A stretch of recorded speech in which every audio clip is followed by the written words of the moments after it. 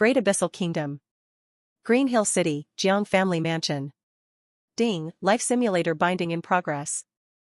Jiang Yifeng, who was lying in the arms of a maid enjoying a massage, suddenly heard an electronic voice in his mind. What? Jiang Yifeng was shocked, waving the maid away. At the same time, lines of text appeared in his mind. Life Simulator LV1. Host, Jiang Yifeng. Age, 20. Simulation attempts, 3. Energy value, 0. Note, everything has energy. The host can convert items into energy value upon contact. Silently reciting in your mind will show the energy value of all items. Function 1, you can simulate life once a week, with attempts that can be stored up to a maximum of 3. Function 2, after each simulation, you can spend energy value to exchange for part of the rewards. Tip, as this is the host's first time obtaining the simulator, 3 simulation attempts are gifted. Do you want to start the simulation? Yes, no. Looking at the system panel in his mind, Jiang Yifeng excitedly exclaimed. 5 years. Golden Finger, you finally arrived. Do you know how I've lived these years? Every day I could only listen to music and drink, wasting my life in luxury. I, a model youth of the 21st century, have been living such a decadent life. Do you know how painful it is? That's right, Jiang Yifeng is a transmigrator. 5 years ago, he inexplicably transmigrated from Earth to this different world, becoming the young master of the Jiang clan firm in the Great Abyssal Kingdom. The Jiang clan firm is a renowned large firm in the Great Abyssal Kingdom, with endless wealth. After transmigrating into this young master's body, Jiang Yifeng began a life of drunken revelry, becoming the #1 playboy in Green Hill City. Jiang Yifeng didn't want this either. He wanted to strive for something, but he was good at nothing. The most crucial thing was that the beauties and fine wines were just too hard to resist. From the original host's memories, Jiang Yifeng learned that this world was similar to ancient times in his previous life. There were several dynasties, and everyone was ruled by these dynasties. There were also some martial artists who knew martial arts. But most of these martial artists' skills were just flashy moves. Practicing them only made one slightly stronger than ordinary people. Because of this, Jiang Yifeng thought that being a playboy and living a life of luxury was not bad. After all, with the scale and power of the Jiang clan firm, it was enough to protect him for a lifetime of debauchery. But now, the Golden Finger had arrived. Jiang Yifeng felt that he could experience different lives through the simulation. Without hesitation, he silently recited. Start simulation. Consuming 1 simulation attempt, remaining attempts 2. Detected that the host has no energy value, randomly drawing from free white talents. Jiang Yifeng exclaimed, I was careless, having forgotten to exchange for energy value. But it was too late now, so Jiang Yifeng could only comfort himself. Forget it, remember to exchange next time. Let's continue watching. Ding, congratulations to the host for obtaining the white talent, 3-minute enthusiasm. 3-minute enthusiasm, you have 3 minutes each day of being particularly enthusiastic and firm. What the hell? Jiang Yifeng looked at this talent, feeling something was off. Only 3 minutes of firmness each day? Who are you looking down on? After complaining a bit, Jiang Yifeng continued to look at the simulator. First simulation start. Jiang Family Mansion, after obtaining the Golden Finger, you decided to turn over a new leaf and shed the title of Playboy. That day, you visited the most famous martial arts school in Green Hill City, the Wu Family Martial Arts School, expressing your desire to learn martial arts. Although you thought the martial arts in this world were not advanced, you now had the Golden Finger and might create miracles. Wu Yudao, the head of the Wu Family Martial Arts School, thought you couldn't endure the hardships of martial arts, but under your financial persuasion, he accepted you as a disciple. In the morning, you did martial arts squats for an hour. In the afternoon, you did martial arts squats for half an hour. In the evening, after a day of hard work, you felt it was time to relax, so you invited some rascally friends to the Spring Blossom Pavilion to listen to music. That night, you fought for 3 minutes before surrendering. It wasn't until the afternoon of the next day that you recovered, staggering out of the Spring Blossom Pavilion. You felt you overexerted yourself last night and decided to rest at home, planning to train harder the next day. In reality, Jiang Yifeng's face turned black. Damn it, fought for 3 minutes and surrendered. And then rested until the afternoon of the next day, overexerted? This damn thing, you call it a talent? On the third day, your friend Liang Jilei invited you to drink and compose poetry. You refused, but he said Qiu Zhishuan, the top courtesan of the Spring Blossom Pavilion, would be there. You replied that training could wait until tomorrow. Another day of drunken revelry, and that night you fought for 3 minutes again. On the fourth day, you listened to music at the pleasure house, firm for 3 minutes that night. On the fifth day, drinking and having fun. A year passed, you practiced martial arts for an hour and a half, listened to music at the pleasure house for 364 days, and stayed firm for 3 minutes every night. Seeing this, Jiang Yifeng's face twisted in pain, tears welling up in his heart. Am I really this kind of person? Only 3 minutes every time? And every day? How could I be like this? There must be a mistake. Can't I work hard to practice martial arts, strengthen myself, and experience the world of martial artists? That would be pretty good too. Show some backbone. Jiang Yifeng shouted in his heart, looking at the simulation panel again. On a certain day in the second year, you felt you shouldn't continue to be so decadent, starting to refuse your rascally friends' invitations to the pleasure house, and worked hard to practice martial arts. On the first day, you practiced martial arts for half a day, then collapsed from exhaustion. On the second day, you practiced martial arts for 2 hours, then collapsed for the rest of the time. On the third day, you practiced martial arts for 1 hour. On the fourth day, unable to resist temptation, you went to the pleasure house to listen to music again. 10 years passed without you realizing it. You shouted slogans of hard work again and again, but the actual progress was almost zero. During these 10 years, under the efforts of your father Jiang Fushan, the Jiang clan firm grew bigger and bigger. Now, the Jiang clan firm is the #1 firm in the Great Abyssal Kingdom, and it's not an exaggeration to say it's as wealthy as a nation. In the 11th year, the Jiang clan firm received a big business deal, and your father Jiang Fushan went on a business trip to the neighboring Liang Kingdom. In the 12th year, you noticed that your father often seemed restless, as if he had something on his mind. In the 13th year, you saw a shadowy figure arriving with the wind, standing in the void outside your mansion.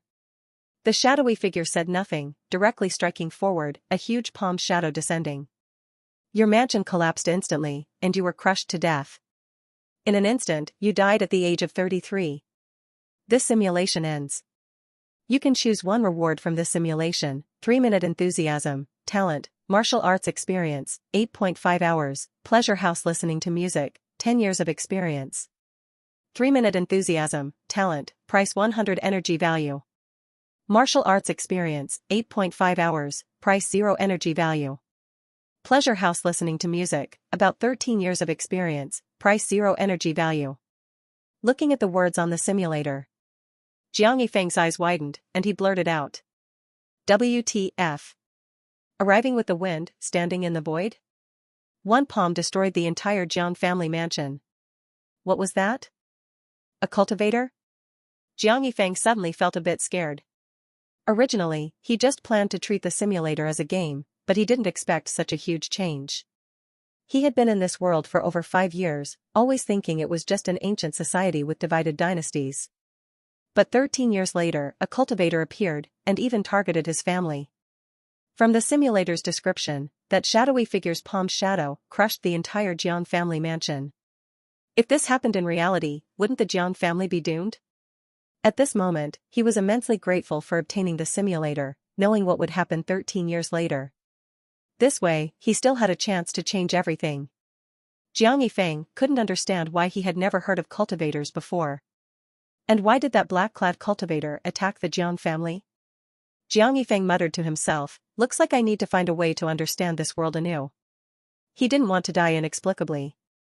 Before, without any crises, he could loaf around and listen to music at the pleasure house. But now, knowing the dangers ahead, Jiang Yifeng felt he really needed to change. Suddenly, Jiang Yifeng recalled the 12th year of the simulation. It seemed his father had started to become restless around that time. Could it be that he knew something? He noted down this clue. After some analysis, Jiang Yifeng glanced at the simulation rewards. He couldn't bear to look. The 3-minute enthusiasm, talent, was definitely not an option. As for the pleasure house listening to music experience, about 13 years, and the martial arts experience, 8.5 hours. The simulator didn't even bother to collect energy value for these rewards, which showed their value. Shaking his head, Jiang Yifeng could only choose the martial arts experience, 8.5 hours. Ding, martial arts experience, 8.5 hours, consumes 0 energy value, remaining energy value 0. The first simulation reward settlement was complete. Jiang Yifeng didn't feel any improvement. He secretly pondered whether to simulate again. After a moment of thought, Jiang Yifeng muttered to himself. Indeed, I need to simulate again. Even if I don't get any rewards, I need to understand the true nature of this world and investigate what cultivators are all about. Only by understanding these things could he better save himself and protect his family. With a clear plan in mind, Jiang Yifeng casually exchanged some items in his room for energy. Detected 1 silver ingot, successfully absorbed, gained 10 energy points. Detected 1 gold ring, successfully absorbed, gained 50 energy points. Detected 1 night pearl, successfully absorbed, gained 200 energy points. This time, he didn't want those useless free talents. So he promptly exchanged some energy points for backup. After everything was done, Jiang Yifeng kept reminding himself, no pleasure house listening to music, investigate cultivators, improve myself. Then he silently recited. Start simulation. Consumed 1 simulation attempt, remaining attempts 1. Host privileges allow drawing white talent or green talent. Drawing white talent does not consume energy, green talent consumes 1000 energy points, draw? 1000 energy points, that's just a few ordinary night pearls, not expensive. Jiang Yifeng mumbled to himself. This amount of energy was a piece of cake for Jiang Yifeng, the young master of the Jiang clan firm, the top firm in the Great Abyssal Kingdom. Since that's the case, why hesitate? Draw green talent. Ding, deducted 1000 energy points, remaining energy points 5260, drawing green talent. Congratulations on obtaining green talent, Passerby A. Passerby A, as a passerby, you can always hear information that most people don't know, note, limited to mortals. Seeing this talent description, Jiang Yifeng's eyes lit up. Sure enough, spending money made a difference. This information-type talent came just in time, as he wanted to investigate the truth of this world. Without further thought, Jiang Yifeng turned his gaze to the simulation panel. Second simulation begins. Due to the outcome of the first simulation, you realized this world is not as simple as you thought. This made you feel a sense of urgency, you wanted to save yourself and also wanted to cultivate. You thought that your father, Jiang Fushan, might know something. So you hurried to ask your father if there were cultivators in this world. Seeing this, Jiang Yifeng smiled knowingly. His anxious heart finally relaxed a bit. It turned out that his actions outside the simulator could influence the simulation process. His previous psychological hints worked. However, with the unreliable experience from the first simulation, Jiang Yifeng didn't dare to be careless. He kept reminding himself, no pleasure house listening to music, investigate cultivators. Then he continued to watch the simulation. Your father laughed when he heard you ask if there were cultivators in this world, telling you to read fewer storybooks. You didn't know if your father was deliberately not telling you or if he really didn't know. In the end, you could only give up on getting clues from him. The next day, you scoured Green Hill City for information about cultivators. Most commoners said there were immortals, but when you asked where the immortals were, who they were, and if they had seen them, the answer was always no. You instantly understood that the immortals they spoke of were different from the cultivators you were looking for. They were talking about fantasy immortals, while you were searching for real cultivators. On the third day, you learned that the head of the Wu family martial arts school, Wu Yudao, had traveled extensively, and you thought he might know something. So you visited the Wu family martial arts school to ask Wu Yudao about cultivators. Unfortunately, Wu Yudao said he had only heard about cultivators in storybooks and had never seen them in reality. Despite this, Wu Yudao said that if martial arts were practiced to the extreme, one could split mountains and cut through the earth. He asked if you were willing to learn from him for a tuition fee of 1,000 taels of silver per year. Wu Yudao's words inspired you. You thought that perhaps you should not only investigate cultivators, but also martial arts masters. Those martial arts masters might also be able to fly and escape, or kill with sword chi. So you asked Wu Yudao to demonstrate. If he could do it, you were willing to pay 10,000 taels of gold per year to become his disciple. Wu Yudao's face darkened, and he kicked you out. On the fourth day, you continued to gather information, to no avail. On the fifth day, Passerby A, talent, was triggered. As you walked on the west side of the city, you suddenly heard someone talking about old Juan the butcher from the east side of the city having an affair with widow Lu next door. This made you a bit stunned. The voice in your ear sounded familiar, like Aunt Lee who sold tofu on the east side. But this was too exaggerated. Someone talking on the east side, and you heard it on the west side. Could this be the talent's ability? In reality, Jiang Yifeng was also shocked by the power of this talent. But he was also quite speechless. Who told you to use the talent like this? I wanted to know more useful information. Sigh. Jiang Yifeng sighed helplessly. Although this information was useless, it at least helped him understand the passerby talent better. This talent triggered randomly, and when it did, it transmitted conversations from other places directly into his ears. Whether the information was useful or not might depend on luck. Jiang Yifeng smiled wryly and continued to look at the simulation panel. You shook your head, disappointed that this gossip wasn't what you were looking for, and you automatically ignored it. On the 6th day, you gathered information, but to no avail. A year passed, and you had asked more than half the residents of Green Hill City, but you didn't get any useful information about cultivators. Instead, thanks to passerby talent, you learned a lot about the everyday lives of the people in Green Hill City. That same year, your obsession with seeking immortals became widely known, and rumors started spreading that the young master of the Jiang clan firm, which is you, had gone mad. When your father, Jiang Fushan, learned about your situation, he repeatedly advised you to stop reading storybooks and to give up on seeking cultivation. You couldn't reveal the existence of the simulator, nor could you explain your reasons for seeking cultivators, so you just nodded in agreement. However, you didn't give up on gathering information, you just did it more discreetly. In the 2nd year, you realized that individual efforts were limited, so you spent a large sum of money to hire a group of people to secretly search for information about cultivators. Half a year passed in the blink of an eye, and you felt that you had exhausted all leads in Green Hill City. Perhaps it was time to search further afield. So, you took 4 guards and a large sum of money and left Green Hill City. 2 months later, you encountered mountain bandits. All 4 guards were killed, and your money was stolen. Fortunately, you revealed your identity in time, claiming that keeping you alive could bring them more money, thus temporarily saving your life. A month later, your father, Jiang Fushan, ransomed you back with a large sum of money, and you returned to Green Hill City. Seeing this, Jiang Yifeng frowned and muttered to himself. Mountain bandits? Who would have thought that after just 2 months out of Green Hill City, he would encounter danger? It seemed that he had been too naive, thinking the outside world was as simple as his life of indulgence in Green Hill City. From now on, he needed to be more cautious in reality. Jiang Yifeng reminded himself and continued to look at the simulation panel. After returning to Green Hill City, you felt that your previous preparations were inadequate, so you started spending a lot of money to hire guards skilled in martial arts. In the 3rd year, you regrouped and left Green Hill City once again. This time, you brought dozens of guards, all of whom were martial practitioners. Under your financial influence, even Master Wu became the head of your guards. That year, you passed through several towns and cities, but still found no useful information about cultivation. In the 4th year, you encountered mountain bandits twice, but with the protection of Wu Yudao and others, you remained safe. This made you realize that martial arts might not be as useless as you had thought. Especially Wu Yudao, who could handle dozens of mountain bandits single-handedly. On a certain day in the 5th year, your passerby talent triggered, and you overheard someone mentioning an anomaly in the Evergreen Mountain Range, possibly indicating the presence of an immortal. Although the truth of this information was still unknown, you were extremely excited.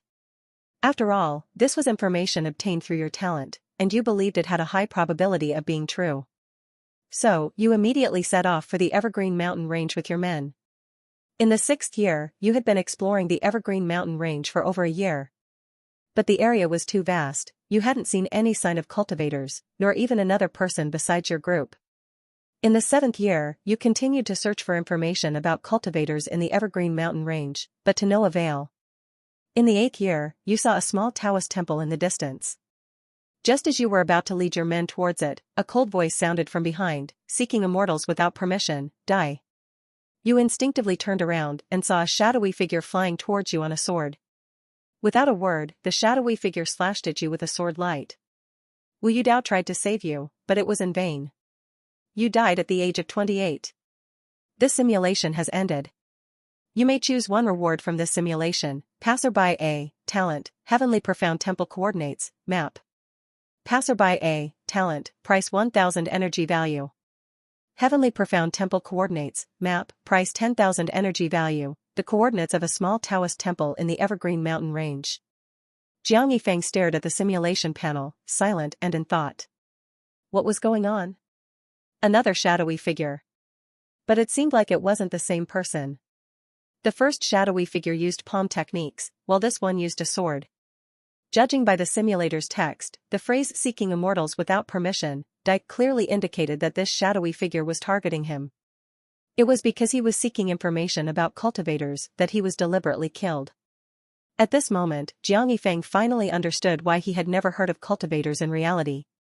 Even after searching for so long in the simulator, he couldn't find any information about cultivators. It turned out that these shadowy figures, using swords, were preventing others from learning about cultivators. Most likely, those who knew about cultivators had already been silenced. As for the information he obtained through his passerby talent, Jiang Yifeng thought it was just a rare exception. It was highly likely that the person who shared this information had just learned it themselves. That person might have even been silenced before him. Of course, this was all Jiang Yifeng's speculation. But he believed this speculation was highly probable. However, even if he guessed correctly, what could he do? Give up on seeking cultivators? Jiang Yifeng shook his head with a bitter smile. No, he couldn't. There was still the threat of a cultivator 13 years later.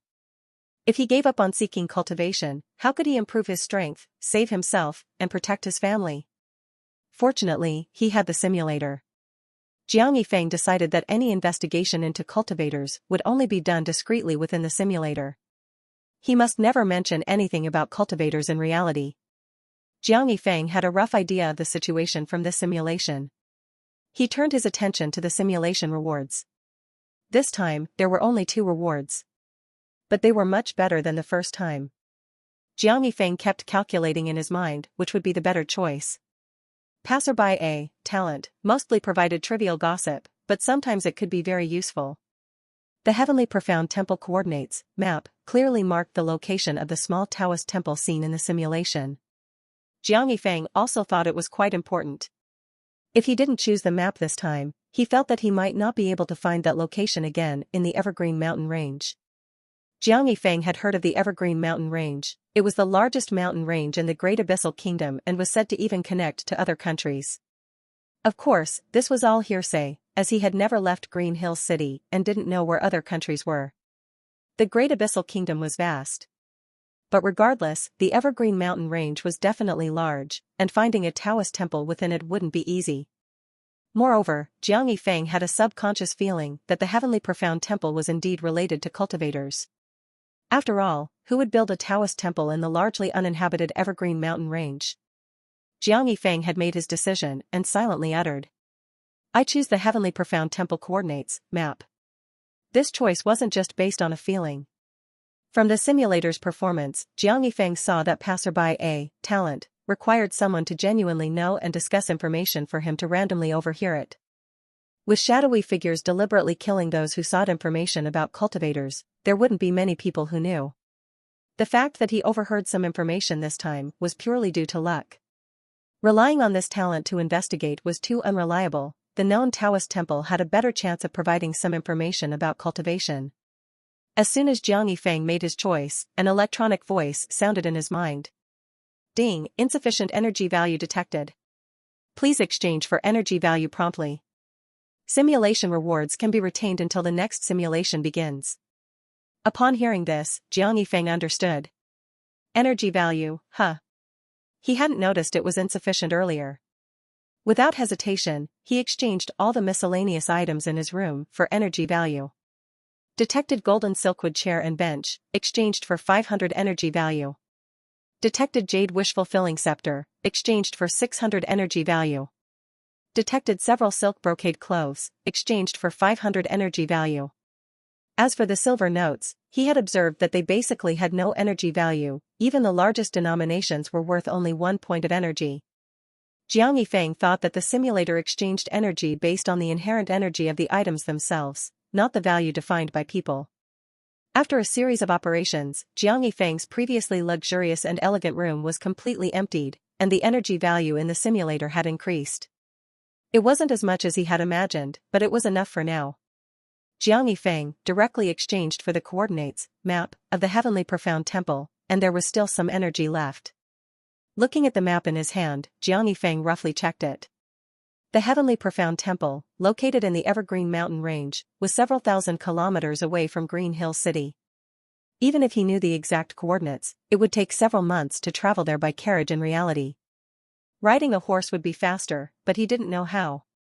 Thinking about the mountain bandits that appeared in the simulation, Jiang Yifeng felt that it was safer to stay in Green Hill City in reality and use the simulation as much as possible. By then, he should be able to see the information he wanted in the simulator. Looking at the last simulation opportunity, Jiang Yifeng made a plan in his heart.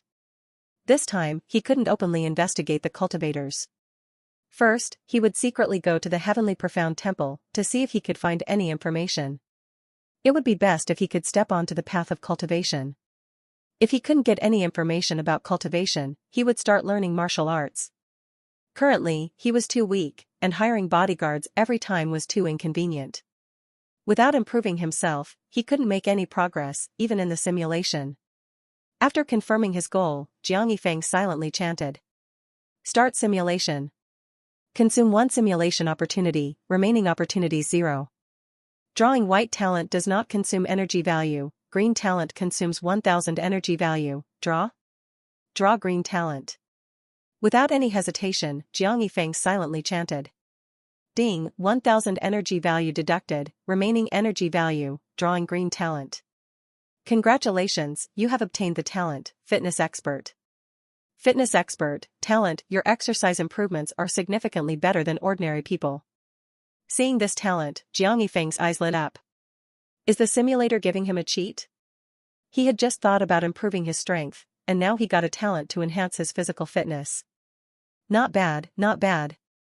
Third simulation begins. After the first 2 simulations, you realize the dangers of this world and are determined to improve yourself this time. But you still plan to go to the Evergreen Mountain Range first to check out the small Taoist temple. That day, you went to the Wu family martial arts school and asked Wu Yudao to accompany you to the Evergreen Mountain Range. Perhaps because you only invited him this time, Wu Yudao did not immediately agree. Instead, he explained that he was the head of a martial arts school, not a bodyguard. So you directly threw out a silver note worth 1 million taels. Wu Yudao's expression changed, and he said he was just a bodyguard, being the head of the martial arts school was just a side job. You just smiled slightly, agreed to set off early the next morning, and sighed in your heart that money power is indeed effective. The next day, at dawn, you arrived at the Wu family martial arts school. You took out the prepared bamboo hat and mask, handed them to Wu Yudao, and signaled him to hide his identity. Wu Yudao felt that your actions were a bit unnecessary. But with your previous simulation experience, you felt it was more reliable to be discreet and insisted repeatedly. In the end, you and Wu Yudao left Green Hill City stealthily, wearing bamboo hats and masks. A day passed, and in the evening, you and Wu Yudao found a clearing to camp for the night, having walked 20 kilometers that day. Seeing you collapsed on the ground, Wu Yudao suggested buying a carriage at the next town. You were about to agree, but then remembered dying twice in the simulation, and shook your head, reminding yourself not to slack off and to seize every moment to improve your strength.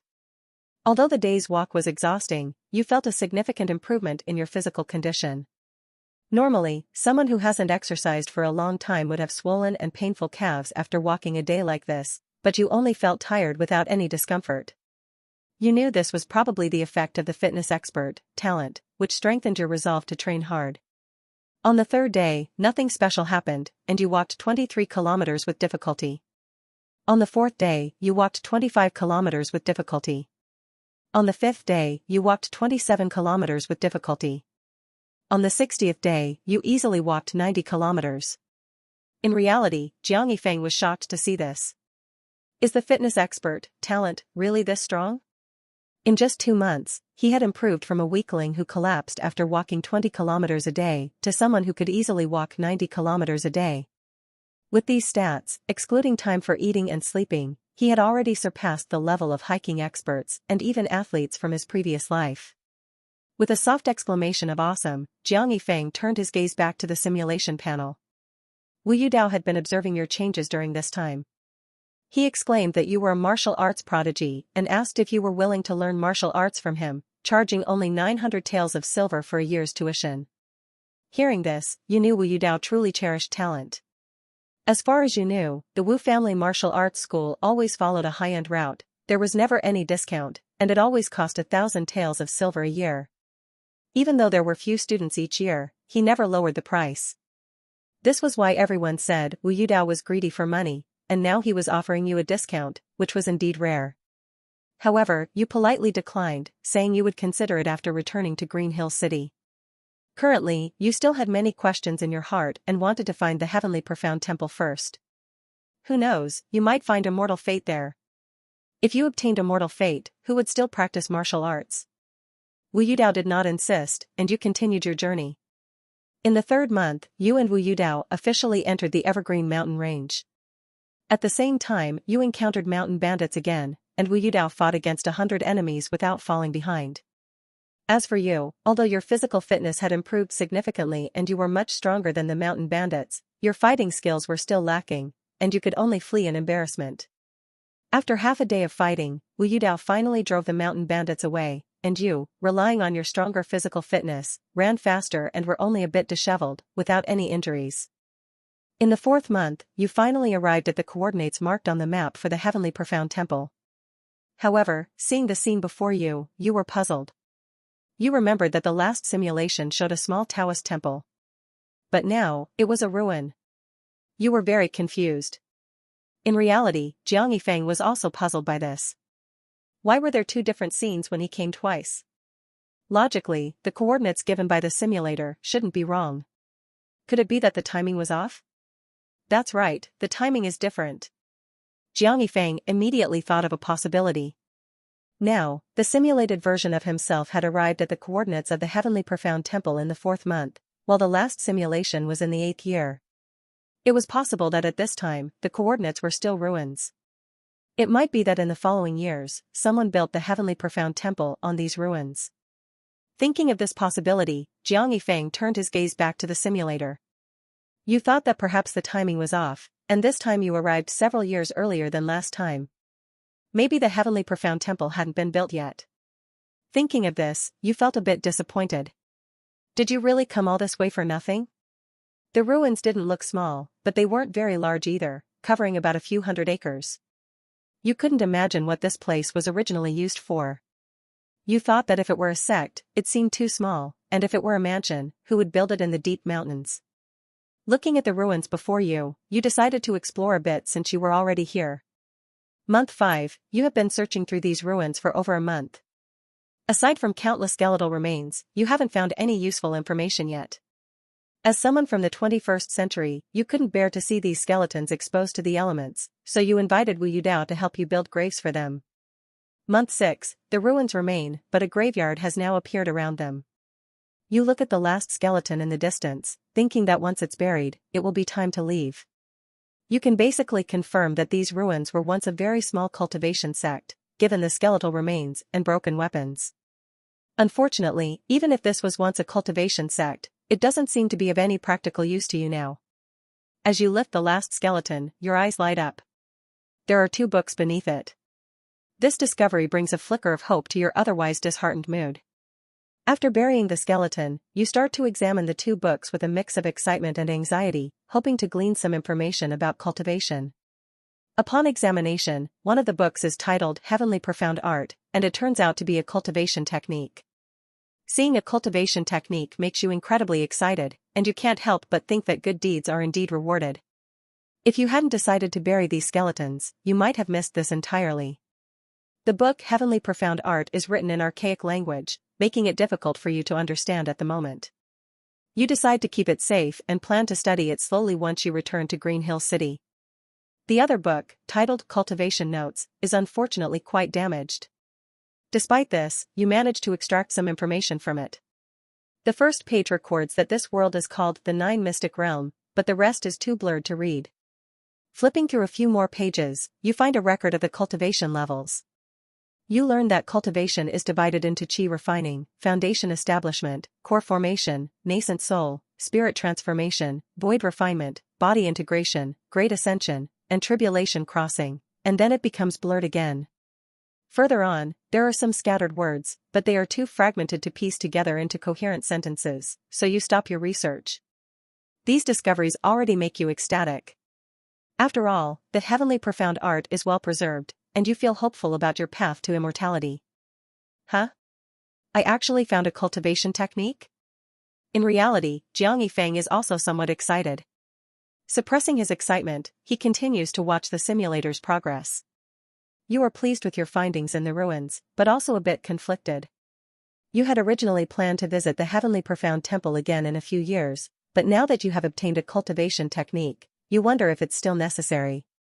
You don't have an immediate answer and decide to think about it later. Meanwhile, you notice that Wu Yudao has been observing your discoveries. To ensure your safety, you agree to let him copy the technique. Wu Yudao just chuckles and says he only wants to practice martial arts, even if there is a path to immortality, he has no interest in it. You are filled with respect for him. Month 7, you set off on your journey back. Month 9, thanks to your improved physical condition, it takes only 2 months for you and Wu Yudao to return to Green Hill City. Back in Green Hill City, you spend every day studying the Heavenly Profound Art. Year 1, you can now understand and smoothly read the Heavenly Profound Art. Year 2, you attempt to practice the Heavenly Profound Art but achieve nothing, you can't draw chi into your body. Year 3, you still achieve nothing. Year 4, you think perhaps your physical strength is insufficient, so you start training daily. Year 5, your physical strength has increased significantly, you can now lift 500 to 600 pounds with one hand, but you still can't draw chi into your body. In reality, Jiang Yifeng furrows his brow. Is there a problem with the technique? Or do I lack the talent for cultivation? This won't do. According to the previous simulation, a shadowy figure will appear in the 13th year. With the current progress in the simulator, there's no way to resist. If it doesn't work out, I'll practice martial arts. With stronger skills, I can leave Green Hill City and avoid the shadowy figure, extending the simulation time to improve further. Jiang Yifeng shouts in his mind, hoping to influence his simulated self. Year 6, you still make no progress with the Heavenly Profound Art, and you start to feel disheartened, wondering if you lack the talent for cultivation. After all, you've read many novels in your previous life and know that cultivation requires various talents. So you stop obsessing over the Heavenly Profound Art. This year, you start learning martial arts from Wu Yudao at the Wu Family Martial Arts School. Haha. Seeing this, Jiang Yifeng can't help but laugh out loud in reality.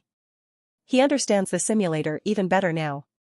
As expected, even in the middle of a simulation, his real self can influence it. Just as he thought about practicing martial arts, the simulator immediately followed suit.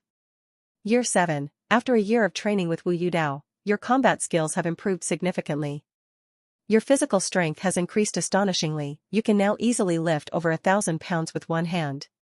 Year 8, your strength doesn't increase further, as if you've reached a limit. However, your martial arts techniques have improved greatly, and with your strength, you can now spar evenly with Wu Yudao. Year 9, Wu Yudao is no longer your match. He says he has nothing more to teach you. However, he mentions an ancestral martial arts manual and asks if you are willing to learn it. Now you understand that as long as it can enhance your strength, it doesn't matter what it is. So you agree without hesitation and even hand over a stack of silver notes as tuition. But the usually money-loving Wu Yudao shakes his head and doesn't accept them. Afterward, Wu Yudao solemnly hands you an old, yellowed manual. Wu Yudao says this manual is a treasured heirloom. He explains that his ancestors claimed that mastering this manual could lead to ascending to immortality through martial arts. Unfortunately, he lacks the talent to meet the training standards. He hopes this manual can shine in your hands and revive the glory of martial arts. Hearing Wu Yudao's words, you can't help but feel curious. But when you take the yellowed manual and see it doesn't even have a title, you instantly think less of it. Casually flipping through it, the words inside make your heart skip a beat. In the beginning, humans had no techniques. They used martial arts to break the heavens, slay demons, exterminate devils, move mountains, and fill seas. They guarded the human realm for countless eras. Just reading one line makes your blood boil. you can't help but wonder if you were wrong. Is martial arts in this world not as simple as you thought? You continue reading. The pinnacle of martial arts can also create worlds, but it requires breaking through human limits and enduring countless crises. After continuously studying the unnamed manual, you gain some new insights into it. If the records are true, this unnamed manual can hardly be considered martial arts. It might be more accurate to describe it as martial Tao or body cultivation. The manual contains only a set of strange movements, said to be used for body cultivation. The rest of it details the divisions of martial Tao realms and some theoretical knowledge. It explains how to break through limits and continue to increase one's strength. After reading it, you think this might indeed be a good thing. So you take out a stack of silver notes and hand them to Wu Yudao. Before he can refuse, you thank him and leave with the manual. If what the manual says is true, then its appearance couldn't have come at a better time.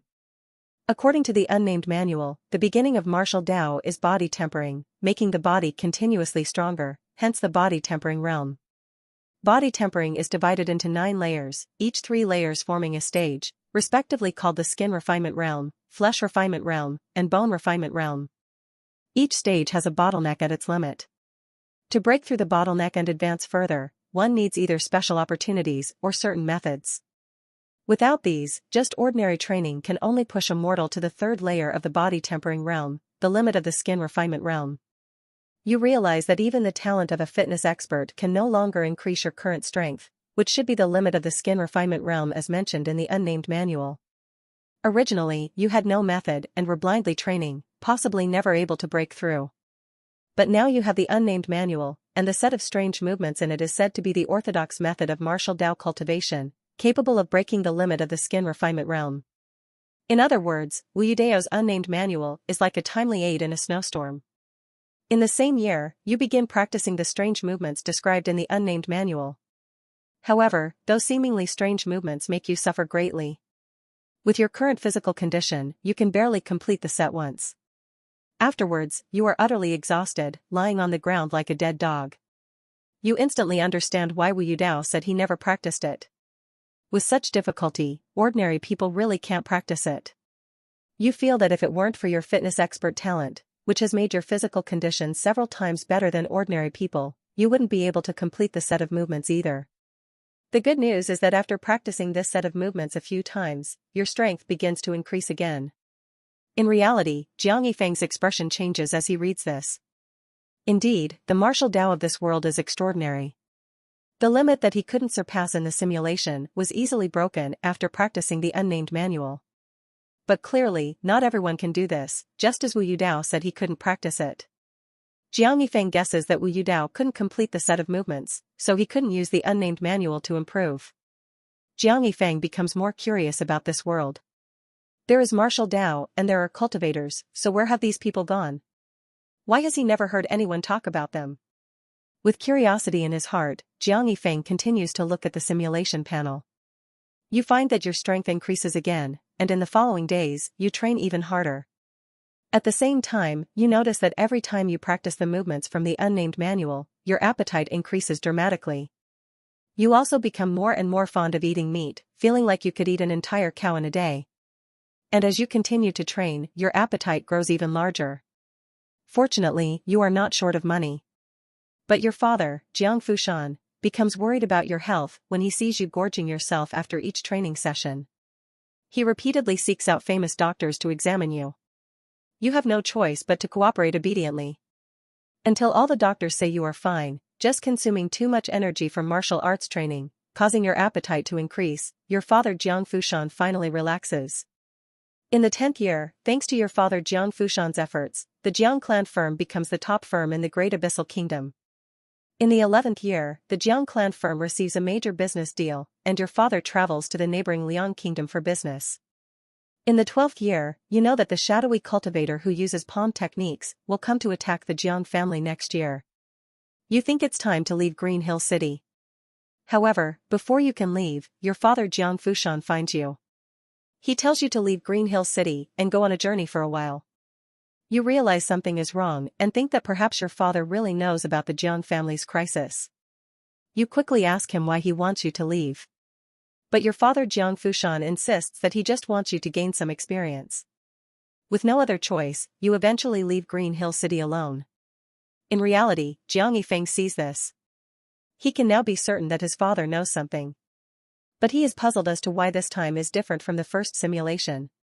In the first simulation, although his father was restless this year, he didn't tell him to leave Green Hill City. What did he do differently? What changed his father? Jiang Yifeng compares the first simulation with this one. He has some guesses in his heart.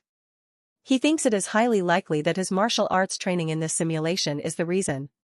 His father might think that as a martial arts expert, he has a better chance of escaping if he leaves early. Soon, Jiang Yifeng shakes his head, denying his guess. Normally, if his father knew there was a crisis at home, he would have told him to escape, even if he wasn't a martial arts expert, and perhaps the whole family would have fled together. The correct explanation should be that his father knows there is danger, but there is also a chance of survival in the danger. So in the first simulation, he didn't tell him to run away. Running away as a weakling might be more dangerous than staying with the Jiang family. After all, from the simulations, leaving Green Hill City led to many encounters with mountain bandits, indicating that the outside world is not safe. In this simulation, because he has martial arts skills, the risk of being alone outside is low, making staying with the Jiang family more dangerous. Sigh. Jiang Yifeng sighs. The key is his father, who is so stubborn.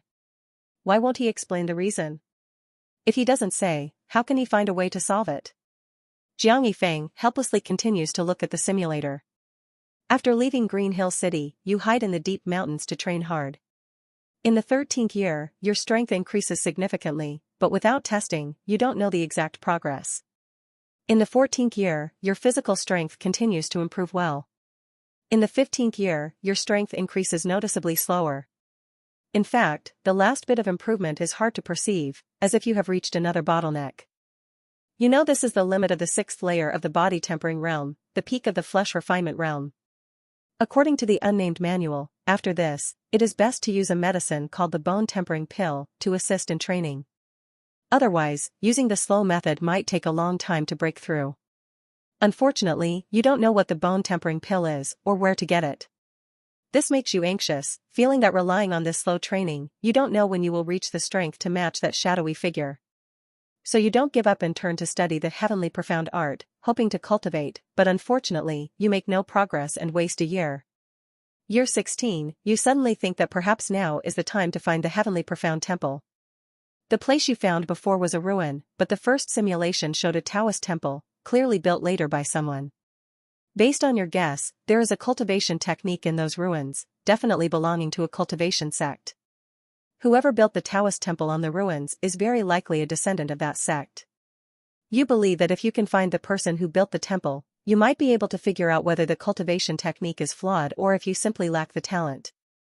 So you prepare to set off for the Evergreen Mountain Range. But just as you emerge from your hiding place in the deep mountains, you encounter a shadowy figure. He sees you and sneers, "Jiang clan remnant, die." Then a palm strike comes at you. Facing the overwhelming force of the strike, you turn and run, trying to escape. You hear the shadowy figure's disdainful laugh, "Ha, a mere body tempering realm martial artist trying to struggle." In an instant, you die, at the age of 36. This simulation ends. You can choose one reward from this simulation: fitness expert, talent, unnamed manual, martial Dao technique, heavenly profound art, cultivation method, martial Dao cultivation. Fitness expert, talent, price, 1,000 energy value. Unnamed manual, martial Dao technique, price, 10 million energy value, a fragment of a mysterious martial art. Heavenly profound art, cultivation method, price, 10 million energy value, a fairly good cultivation method. Martial Dao cultivation, 6th layer of body tempering realm, price, 60,000 energy value. Jiang Yifeng looked at the simulation panel, feeling the urge to curse. The shadowy figure from the first simulation appeared again, calling him a Jiang clan remnant. Clearly, in this simulation, the Jiang clan still couldn't escape disaster, and his early departure only allowed him to live a few more years. The shadowy figure hadn't let him go, even deliberately hunting him down. Jiang Yifeng found it hard to understand and repeatedly recalled the contents displayed by the simulator. At first, he wondered if the shadowy figure was after wealth. After all, both the first and third simulations showed that in the 10th year, the Jiang clan firm became the #1 firm in the Great Abyssal Kingdom. Moreover, his father, knowing the inside story, didn't let him escape the first time, indicating there was a chance of survival, fitting the scenario of being targeted for wealth. But now it seemed his guess was wrong. If it were for wealth, there was no need to deliberately hunt him down when he wasn't home. There must be another reason, but Jiang Yifeng couldn't figure it out for the moment. He really wanted to rush over and ask his father. But based on his father's behavior in the simulator, Jiang Yifeng felt that even if he asked in reality, he wouldn't get an answer. So he stopped dwelling on it. The real issue was his lack of strength. Only with greater power could everything be resolved. All the secrets would naturally be revealed then. Jiang Yifeng turned his attention to the rewards from this simulation. This time, the rewards seemed much richer than the previous 2 simulations. Judging by the energy value required for exchange, they were all good things. For a moment, Jiang Yifeng found it hard to choose. He wanted them all. First, the fitness expert, talent. This talent was good, it allowed him to surpass Wu Yudao in a short time of martial arts training. But it lacked potential and couldn't break through the bottleneck, so he temporarily excluded it. Second, the unnamed manual, valued at 10 million energy value. Jiang Yifeng didn't think it was overpriced, given its performance in the simulator. Although the simulator showed that his progress slowed later on. But that wasn't the manual's fault. It was just missing the auxiliary bone tempering pill. Even so, he could still slowly improve using the training moves from the unnamed manual. A very good thing. The key was that according to the simulator, it was a fragment of a mysterious martial art, clearly of significant origin.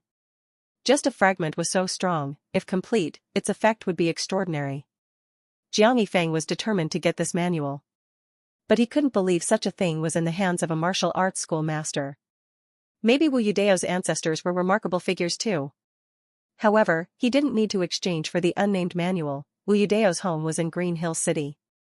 He could find a way to get it in reality. So he excluded this option as well. Finally, he was left with the Heavenly Profound Art, Cultivation Method, and Martial Dao Cultivation, 6th layer of Body Tempering Realm. He had to choose one. The Heavenly Profound Art was the most expensive of all the rewards. And the simulator said it was a good cultivation method, clearly a valuable item. But he couldn't start cultivating yet. And he had the coordinates of the Heavenly Profound Temple. He could improve his strength first and get it in the next simulation, so he excluded it. Jiang Yifeng silently made his choice. I choose Martial Dao Cultivation, 6th layer of Body Tempering Realm. Ding, Martial Dao Cultivation, 6th layer of Body Tempering Realm, extracted successfully, 60,000 energy value deducted, remaining energy value. As soon as the simulator's electronic voice fell, Jiang Yifeng felt his blood boiling, his physical fitness constantly improving. In just a few seconds, Jiang Yifeng clenched his fists, feeling as if he had endless strength. He walked out of the room and punched a decorative tree in the yard. In an instant, the tree, as thick as a bowl, fell to the ground. Seeing this, Jiang Yifeng exclaimed, "Is this my current strength?" Although the tree wasn't big, breaking it with a punch without any sharp tools showed how much force he had. Jiang Yifeng felt a bit elated. Couldn't he now kill an ordinary person with a single punch?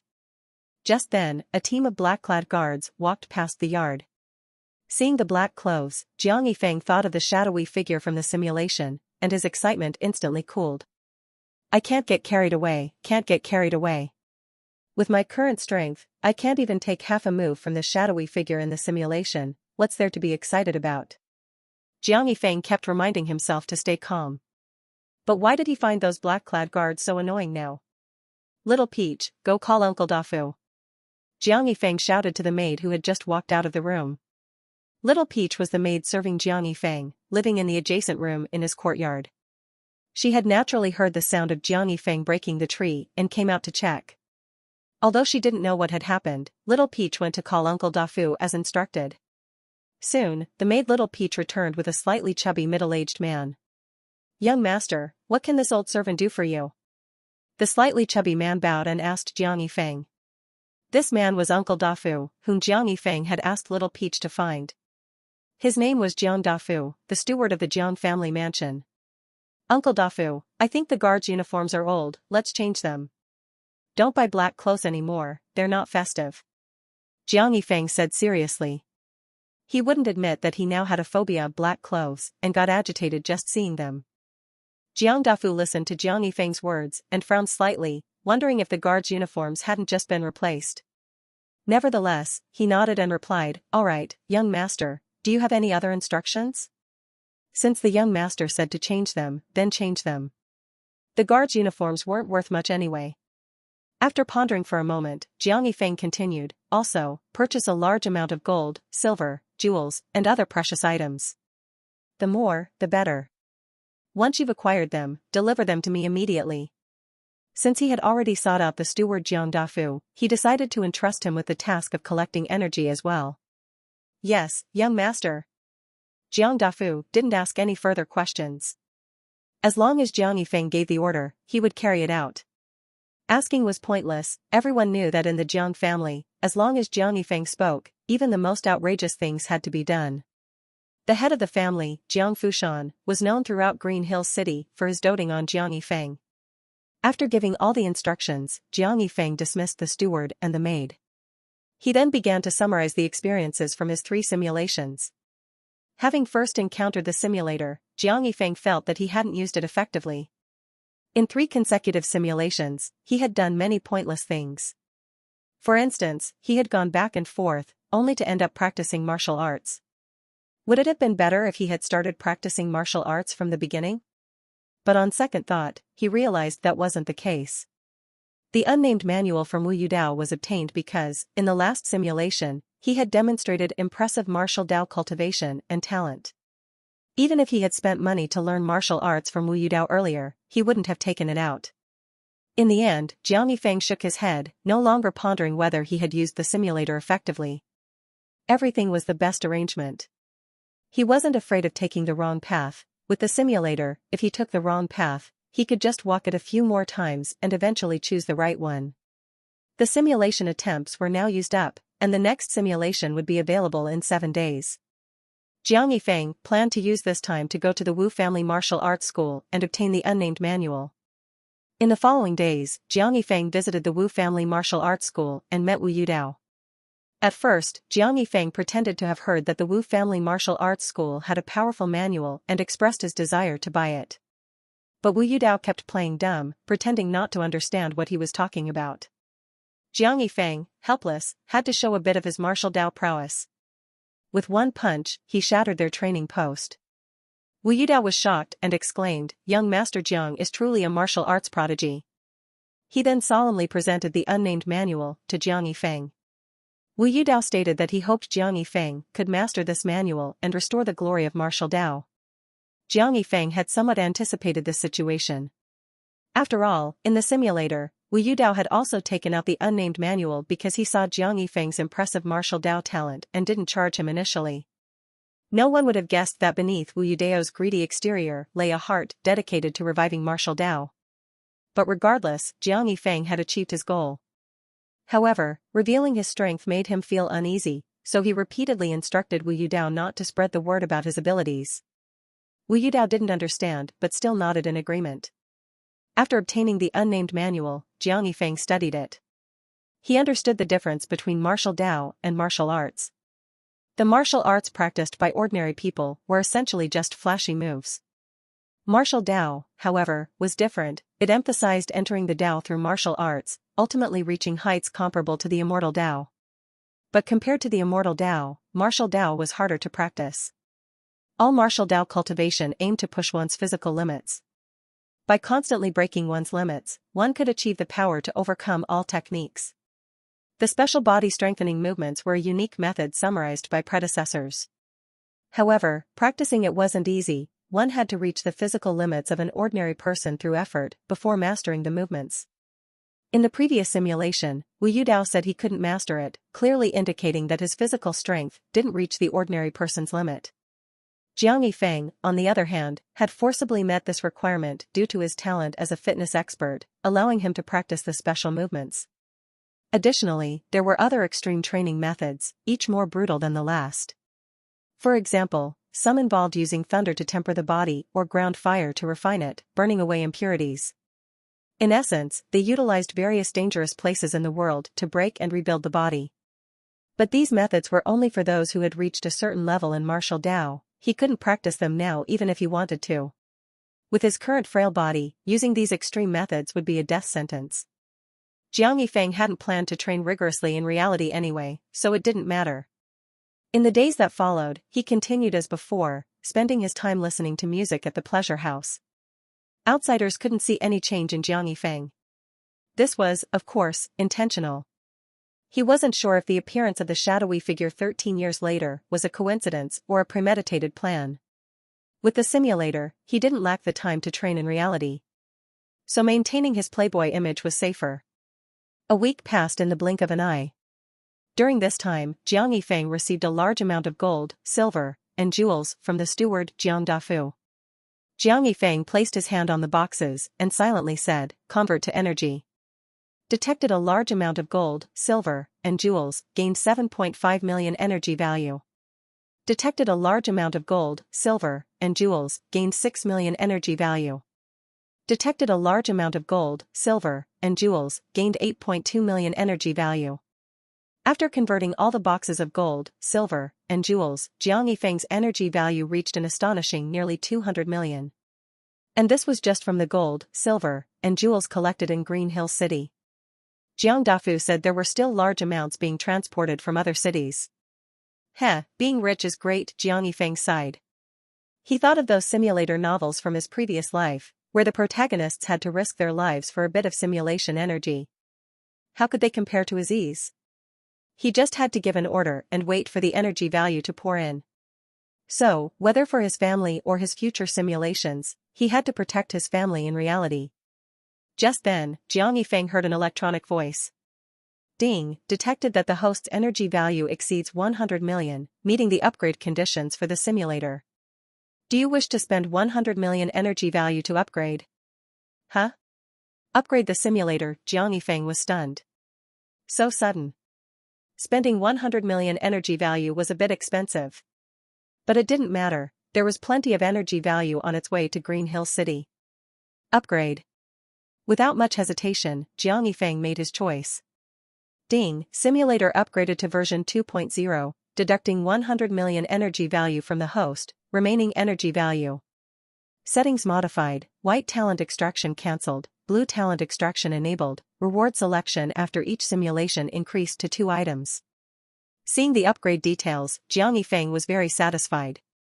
Not only could he extract blue talents now, but the reward selection after each simulation had also increased to 2 items. Jiang Yifeng now regretted not knowing that the upgrade was based on energy value. He should have stored more energy value sooner. But it wasn't too late now.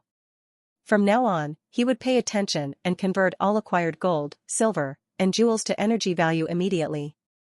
He aimed to upgrade the simulator as soon as possible, hoping for more features. At this moment, the simulator had already completed its upgrade, and the simulation count had refreshed. Jiang Yifeng didn't think much about it and silently chanted, "Start simulation." Consuming 1 simulation count, remaining count, 0. Extracting green talent costs 1,000 energy value, blue talent costs 100,000 energy value. Please choose. The increase was significant, but to Jiang Yifeng, it was a piece of cake. Extract blue talent. Ding, 100,000 energy value deducted, remaining energy value, blue talent extraction in progress.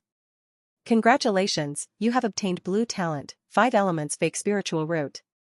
5 elements fake spiritual root, a defective spiritual root with attributes of metal, wood, water, fire, and earth. It can be cultivated, but the speed is extremely slow. Note, among fake spiritual roots, it is the worst. Seeing this, Jiang Yifeng was delighted. A cultivation talent had arrived. Even though it was described as the worst talent, he didn't mind much. Regardless, having a spiritual root was better than having none. Without further thought, Jiang Yifeng eagerly looked at the simulation panel. 4th simulation begins. You realize you are already in the simulation. After thinking for a moment, you feel that your progress in martial Tao is difficult. Now that you have a spiritual root, you should first obtain the heavenly profound art and then try cultivation. So you set off immediately, preparing to head to the Evergreen Mountain Range. As soon as you step out of the door, you encounter your father, Jiang Fushan. He asks you what has been going on lately and why you have been buying gold, silver, and jewels in large quantities. You are momentarily speechless, you can't directly say you need energy. So you lie and say you've developed a new hobby. Your father, Jiang Fushan, hearing this, doesn't press further and just asks if you have enough money. You touch the few million silver notes left on you, nod, and say you are indeed short of money. Hearing this, your father, Jiang Fushan, smiles and hands you a key. He says it's the key to his study, and you can take money from there if you need it. You feel touched and tearfully say, "Alright, I'll definitely take it." After your father leaves, you quickly depart from Green Hill City. You still choose to run this time. It's not because you want to train, running no longer enhances your strength. It's just because you still don't know how to ride a horse. On the first day, even though you set off at noon, by evening, you are already 200 miles away from Green Hill City. This is all because you now have a martial Dao cultivation at the 6th level of body tempering. If you run at full speed, your speed is comparable to an average fast horse. On the second day, you quicken your pace and continue on your journey without any special incidents. On the third day, you travel all day and spend the night in an unknown dilapidated temple. On the fourth day, you continue at full speed, and nothing happens. On the fifth day, during a break, you encounter mountain bandits. Seeing the group of bandits, you not only don't panic, but even feel a bit excited. You shout, "Eliminate evil for the people," and charge forward. These ordinary bandits, even if there are hundreds of them, are no match for you. In just a few minutes, most of the bandits are dead, with only the bandit leader escaping on a good horse. But you don't let it go and chase after him, determined to root them out completely. While shouting to eliminate evil for the people, you are actually thinking about how these bandits had robbed you several times in previous simulations. Now that you have the strength, you must take revenge. The bandit leader flees on horseback, and you chase after him on foot, both of you moving at equal speeds. 2 hours later, after running at full speed, you are out of breath. Although your speed is comparable to a fast horse, your endurance is clearly lacking. But thinking about the bandits' previous robberies, you refuse to give up the chase. A day later, you run the bandit leader's horse to death, and he dies under your fists. Feeling avenged for the robberies in the simulator, you laugh heartily. After laughing, you collapse, lying on the ground, exhausted and in pain. A whole day of running at full speed has left you utterly exhausted. Once you lie down, you quickly fall asleep, completely ignoring the fact that you are in the wild. Jiang Yifeng felt speechless seeing this. Was he really that petty? Was it necessary to kill the bandit leader's horse just to avenge a couple of simulated robberies? One of which didn't even succeed? Moreover, it wasn't clear if these bandits were the same group. Impossible, absolutely impossible. Jiang Yifeng thought that the simulated version of himself must have been thinking about eliminating evil for the people. Fortunately, your luck was good. The next day, you woke up unharmed, without encountering any wild beasts. Waking up, you look around, feeling a bit lost. You realize that you have deviated from your planned route. Suddenly, you remember that you chased the bandit leader at full speed for an entire day, possibly covering nearly 1,000 kilometers. Deviating from the route was normal. You quickly take out the Heavenly Profound Temple's coordinate map for comparison. After a few minutes, you stand there, dazed, with only 3 words in your mind: where am I? The coordinate map of the Heavenly Profound Temple only shows the route from Green Hill City to the temple. But your current location is beyond the map, and you have no idea where you are. You think about retracing your steps from the previous day's chase, but you can't remember the route. Feeling lost for a while, you look towards the largest mountain range in the distance and head in that direction. You remember that the Evergreen Mountain Range spans several countries. You think that heading towards the largest mountain range should be the right choice. A day later, you have traveled several hundred kilometers without encountering a single person, and the surroundings become increasingly desolate. The large mountain range you saw earlier is still far away. At this moment, you realize you are completely lost. Another 2 days pass, and you still haven't encountered anyone. You have no idea where you are. Logically, even in the most remote areas, after traveling 1 or 2,000 kilometers, you should have encountered a few villages. Now, looking at your dwindling rations, you start to panic. 3 more days pass, and you lie in the desert, your eyes vacant, having lost hope in life. Not only are you lost in an unknown desert, but you also haven't had food or water for 2 days. You feel you might starve to death here. When Jiang Yifeng saw this in reality, his face turned quite grim. Lost and on the brink of starvation. How humiliating would it be to tell others about this? Jiang Yifeng kept shouting in his heart. Get up, don't give up. No, the lying down you suddenly let out a roar. You feel you can't give up like this, you must survive. You think about how you still need to save yourself and the Jiang family. Compared to facing cultivators 13 years from now, what is this minor difficulty? You struggle to get up from the desert. You continuously check your surroundings, looking for any signs of animal life. As the saying goes, hard work pays off. You eventually find a few sand snakes, barely staving off starvation. Days pass by, and you gradually get used to life in the desert, managing to find some desert animals to eat each day. A year later, you no longer resemble a wealthy young master, looking more like a primitive man. The largest mountain range you see is still far away, even after a year of walking. By now, you understand that the largest mountain range you see might not be the Evergreen Mountain Range. Perhaps the Evergreen Mountain Range is the largest in the Great Abyssal Kingdom, but from an open area, what you see could be mountains outside the kingdom. After realizing you are completely lost, you no longer deliberately search for the Evergreen Mountain Range, but instead, you pick a direction and keep moving. With your survival now assured, you start practicing the unnamed manual daily. In the second year, your martial Dao cultivation shows slight improvement. In the third year, still not out of the desert, your martial Dao cultivation improves a bit more. In the fifth year, your martial Dao cultivation progresses, but you still haven't broken through to the 6th level of body tempering. In the 10th year, you are still in the desert. After so many years, you feel you haven't strayed off course, always moving in one direction. But you can't fathom why the desert is so vast. In the 13th year, you continue diligently practicing the unnamed manual. You keep wondering if the Jiang family has fallen victim to misfortune again. In the 15th year, your persistent cultivation of the unnamed manual finally pays off, and your martial Dao cultivation breaks through to the 7th level of body tempering. In the 20th year, you feel like a blind cat stumbling upon a dead mouse, finding a way to survive. After all these years, the shadowy figure hasn't come to kill you. In the 40th year, you are in your 60s, but still trapped in the desert. The good news is, this year your martial Dao cultivation finally breaks through to the 8th level of body tempering. In the 43rd year, you feel the desert ground starting to churn. You see something flying out of the desert. Suddenly, you see a giant shadow cast over the desert. You know that whatever just flew out is now in the air. As you look up to see what it is, you are instantly swallowed whole. You died at the age of 63. Simulation ended. You can choose 2 rewards from this simulation: 5 elements fake spiritual root, talent, martial Dao cultivation, 8th layer of body tempering realm, desert of death map, incomplete. 5 elements fake spiritual root, talent, price 100,000 energy value. Martial Dao cultivation, 8th layer of body tempering realm, price 800,000 energy value. Desert of Death map, incomplete, price 1 million energy value, a map of the routes you traveled in the desert during the simulation.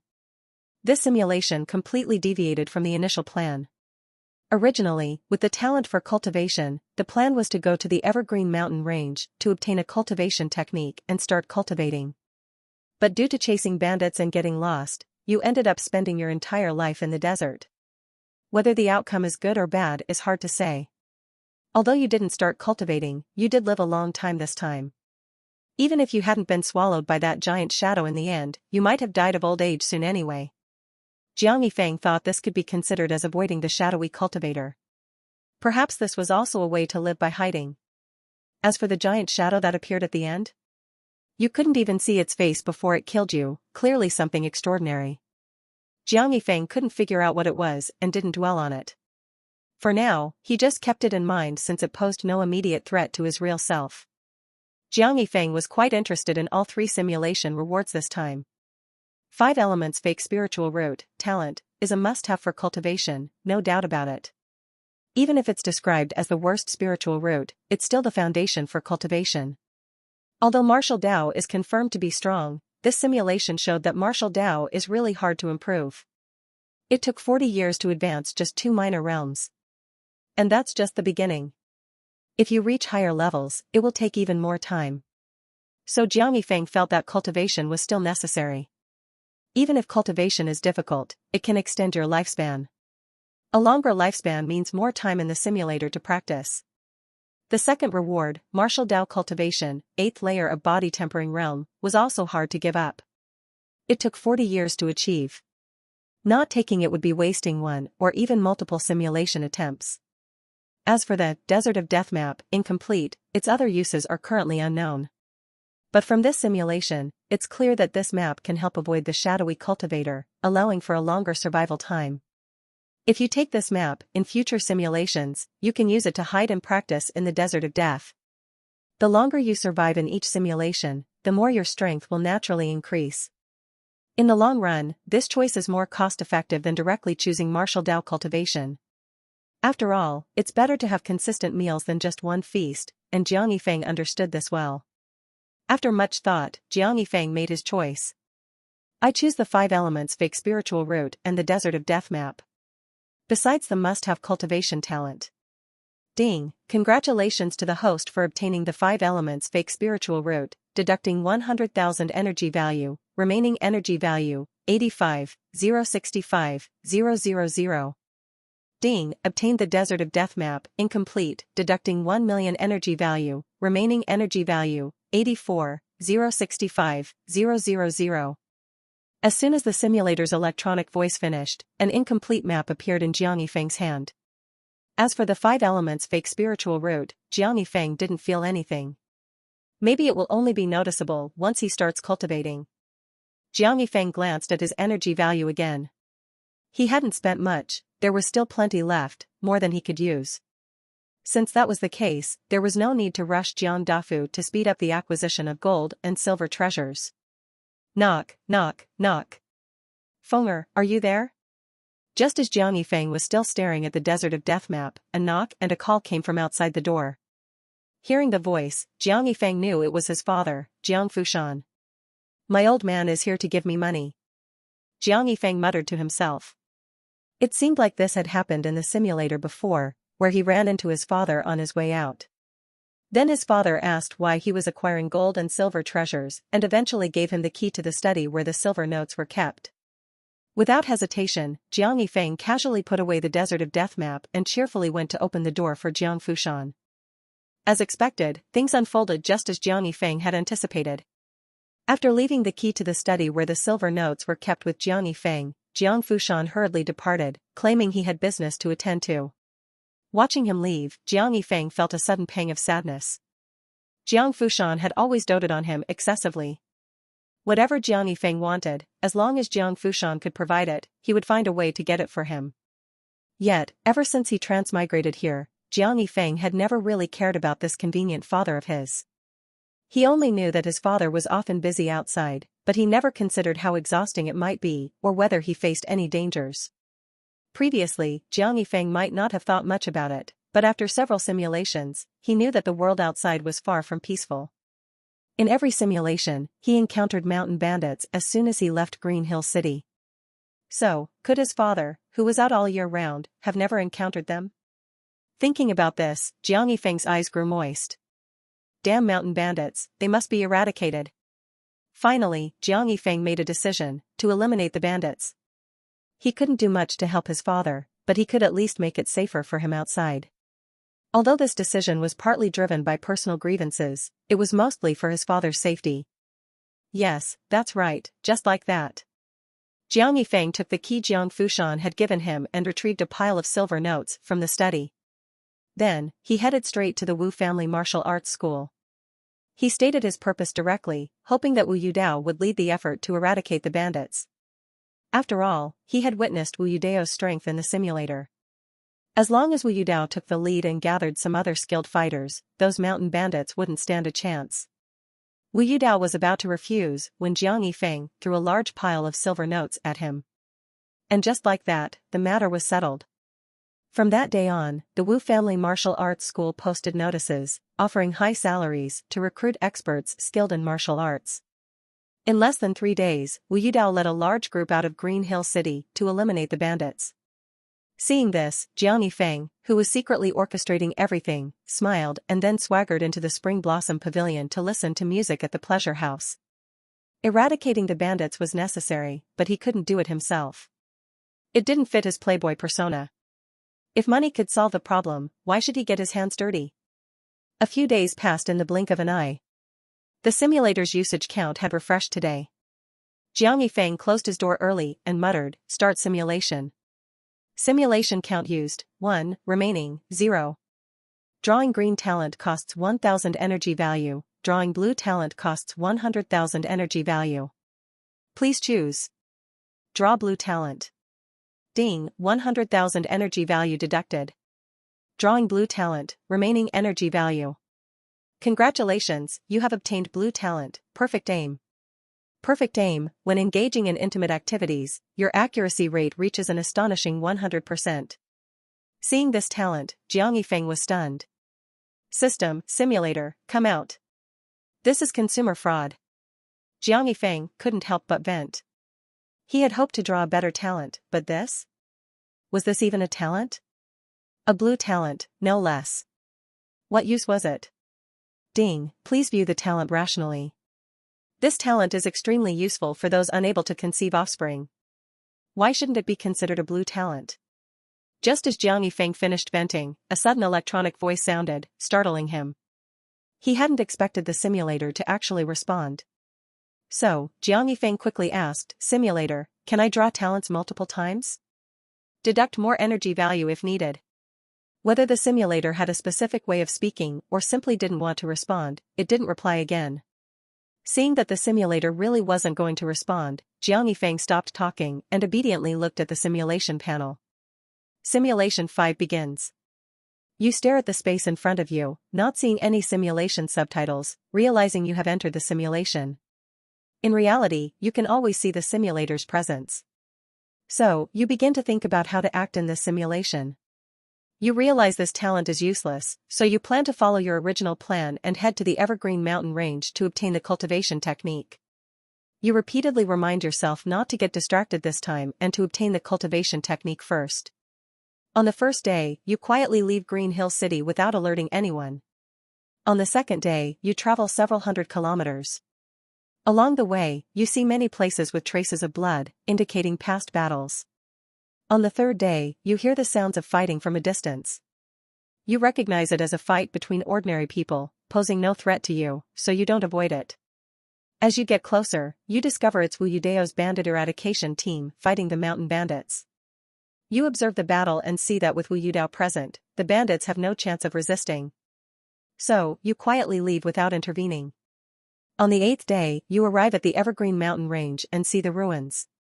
During these days of travel, everything is normal, with no unexpected incidents or encounters with bandits. You believe that the news of Wu Yudeo's bandit eradication has made the other bandits more cautious. On the 10th day, you reach the ruins in the Evergreen Mountain Range. As usual, you bury all the skeletons in the ruins, creating a small graveyard nearby. Of course, you also obtain the cultivation technique Heavenly Profound Art as you wished. After finishing everything, you don't leave but build a small shed beside the ruins and settle down there. You plan to wait and see who will build the future Heavenly Profound Temple here. You think that whoever builds a new temple on these ruins is either a descendant or a friend of the sect. You believe that the descendants or friends of a cultivation sect are likely to be cultivators. By staying here, you might obtain some useful information. Of course, you understand that this involves some risk. After all, the cultivators in your previous simulations were not very friendly, and it's possible that all cultivators might attack those seeking information about cultivation. You know this possibility is quite high. But after careful consideration, you decide to take the risk, as you currently know too little about cultivators. In the following days, you live a very routine life. You practice the unnamed manual martial art every morning, hunt for food at noon, and then study the Heavenly Profound Art in the afternoon. A month passes, and you finally sense the location of your Qi. According to the technique, once you sense the Qi, you can start channeling the spiritual energy of heaven and earth into it, marking the beginning of your cultivation journey.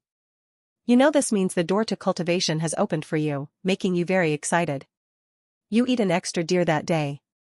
Unknowingly, a year passes. Your martial Dao cultivation is still at the 6th level of body tempering, but you continue to practice the unnamed manual daily, making slow progress. Your cultivation has also barely begun. After a year of effort, you finally manage to complete one cycle of the technique, successfully channeling a small wisp of spiritual energy into your qi. Year 2, you continue to cultivate near the ruins, and nothing else happens. After a year, your qi has accumulated a dozen strands of spiritual energy. Cultivation is harder than you thought.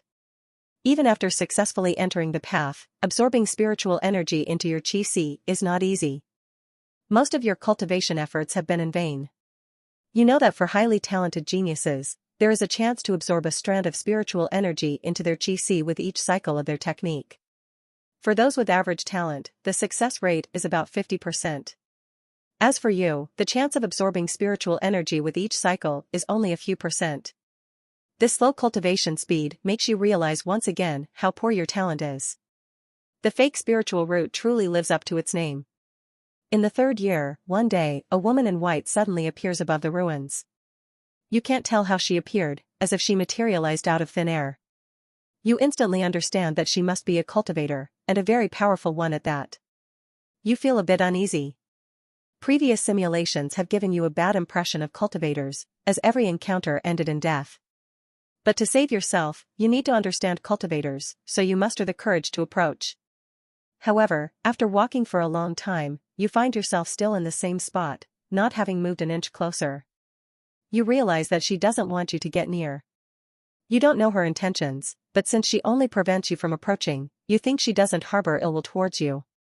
So you stand quietly in place, not wanting to anger her, hoping for a chance to ask her some questions about cultivation. In your eyes, the woman in white keeps staring at the ruins, lost in thought. After a long while, she suddenly sighs and waves her long sleeve. Instantly, you feel the ground shake, and a Taoist temple slowly rises from the ruins. You are dumbfounded by the scene, unable to comprehend such immense power. You can't tell if the temple was buried underground or if she created it with her immense power. Either way, it makes you acutely aware of the strength of cultivators. Half a day passes in the blink of an eye, and the ground stops shaking. The temple, named Heavenly Profound Temple, is fully revealed.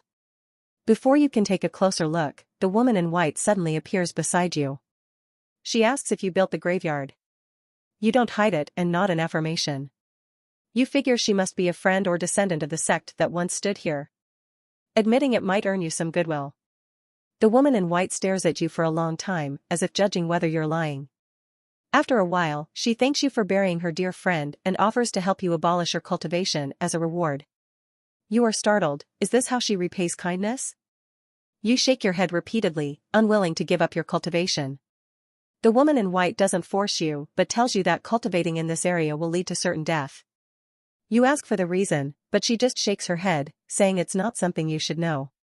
Seeing that she won't explain, you change the topic and ask about other aspects of cultivation. Unfortunately, she doesn't answer, only saying that with your current strength, knowing more would only lead to a quicker death. Finally, seeing your determination not to abolish her cultivation, she hesitates for a moment and then casts a rune at you. You are caught off guard, wondering why she suddenly wants to attack you. But soon, you realize you were mistaken. After the rune hits you, you don't feel any discomfort. The woman in white tells you that it's a breath-concealing talisman, which has fused into your body and will last for 20 years. It can conceal your cultivation, making it undetectable. Hearing this, you breathe a sigh of relief. You thought she was going to force you to abolish your cultivation. However, she also says that if you actively use your powers, the talisman won't be able to conceal your cultivation. She advises you to avoid revealing your cultivation unless absolutely necessary. You take her words to heart, deciding not to expose your strength unless it's a matter of life and death. After that, the woman in white throws you a storage ring, saying it contains some cultivation resources, which should last you a long time given your aptitude. You thank her profusely, feeling overjoyed inside. You know that her kindness is because you buried her friend. You keep sighing inwardly, thinking that good deeds indeed bring good rewards. What you did out of respect for the dead has unexpectedly brought you so many benefits. 3 days pass in the blink of an eye. The woman in white walks out of the Heavenly Profound Temple, gives you a glance, and then disappears. You check around to confirm that she has indeed left. During these few days, aside from the first day, you had no further contact with the woman in white. She spent her time in the temple, lost in thought, not allowing you to approach. You don't know her story or her name, and you don't care. The only disappointment is that you didn't get much information from her. In reality, Jiang Yifeng felt a bit disappointed as he read this. Sigh, it's still because I'm not strong enough. He sighed. It was clear that the woman in white in the simulation knew a lot. She wasn't unwilling to speak, but said that with his current strength, knowing more would only lead to a quicker death. It was obviously for his own good. If he were stronger, he might have learned many secrets from her. Jiang Yifeng collected his thoughts and continued to look at the simulation panel. In the days that followed, you returned to your routine of daily cultivation and hunting. 2 months later, you used up a spirit stone, and your Qi gained dozens of strands of spiritual energy. You sigh, realizing that cultivation indeed requires resources. Compared to your previous cultivation speed, where you could only absorb a dozen strands of spiritual energy from the air in a year, now you gained dozens in just 2 months. The difference is stark. 1 spirit stone is equivalent to years of hard cultivation. This effectively mitigates your talent deficiency in drawing spiritual energy. You understand that this feeling is because of your poor talent. For those with good talent, 1 spirit stone wouldn't make much difference. However, you also know that having spirit stones doesn't eliminate the disadvantage of poor talent. Your technique's operation speed is still slow, allowing you to cycle it only once a day. This is all related to talent. This is why the woman in white said the resources she gave you would last a long time. The storage ring contains nearly 1,000 spirit stones. At your current rate of absorbing 1 spirit stone every 2 months, it's enough to last you a lifetime. Year 4, you prepare to leave the Evergreen Mountain Range. You remember that in one simulation, the shadowy figure with a sword killed you here in the 8th year. It seemed that your inquiry into cultivators drew him to you. You decide it's safer to leave the Evergreen Mountain Range earlier. You hesitate for a long time about where to go next. You understand that your danger comes not only from the shadowy figure with the sword but also from the one who attacked the Jiang family with his palm. In the end, you decide to stick to your original plan and head to the Desert of Death, where you think you can live by hiding for a longer time. Although you have a breath-concealing talisman given by the woman in white, which can hide your cultivation, you still feel unsafe. You remember that in one simulation, the shadowy figure who attacked the Jiang family with his palm tracked you down. At that time, you hadn't started cultivating yet, so you think he must have some portrait of you, making the breath-concealing talisman ineffective against him. Year 5, you have ventured deep into the Desert of Death. This time, unlike your previous simulation, you have a storage ring and have prepared plenty of food, so you won't suffer from hunger. Your cultivation progress hasn't stopped either. You continue to practice the unnamed manual once a day, then circulate the heavenly profound art for 1 cycle, and spend the remaining time on traveling. With your diligent cultivation, your martial Tao is still at the 6th level of body tempering, but your Qi now contains several hundred strands of spiritual energy. Year 6, the spiritual energy in your Qi now occupies 1/10 of it. According to the cultivation technique, the Qi refining period is the process of filling up the Qi. The stages of the Qi refining period are also divided based on the amount of spiritual energy in the Qi. So at this point, you have truly reached the 1st level of Qi refining. Jiang Yifeng looked at the simulator's text and couldn't bear to look directly at it. His talent for cultivation was truly poor. Even with the use of spirit stones, it took him several years to reach the 1st level of Qi refining. Although traveling must have wasted a lot of time, Jiang Yifeng felt that it was more a matter of talent. Without spirit stones, Jiang Yifeng believed that with his cultivation talent, he might only reach the 1st or 2nd level of Qi refining in his lifetime. Jiang Yifeng shook his head, thinking that this was reasonable. It was said to be the weakest cultivation talent, so the efficiency of cultivation must be extremely poor. Otherwise, if resources alone could easily boost one's cultivation, then those cultivation families and major sects with abundant resources would be invincible. In the end, cultivation still mainly depends on talent. It seems that to improve quickly, he still has to rely on the simulator to get good talents. Jiang Yifeng continued to look at the simulator. Year 7, you continue to walk deeper into the desert while cultivating, not daring to stop, fearing that if you don't go deep enough, the shadowy figure will find you. Year 8, the spiritual energy in your Qi has increased significantly, but you still haven't broken through. Year 9, your martial Dao cultivation has reached the 7th level of body tempering. The improvement in martial Dao is much faster than in the previous simulation. This is because you have started cultivating, and the spiritual energy has strengthened your body, promoting faster improvement in martial Dao.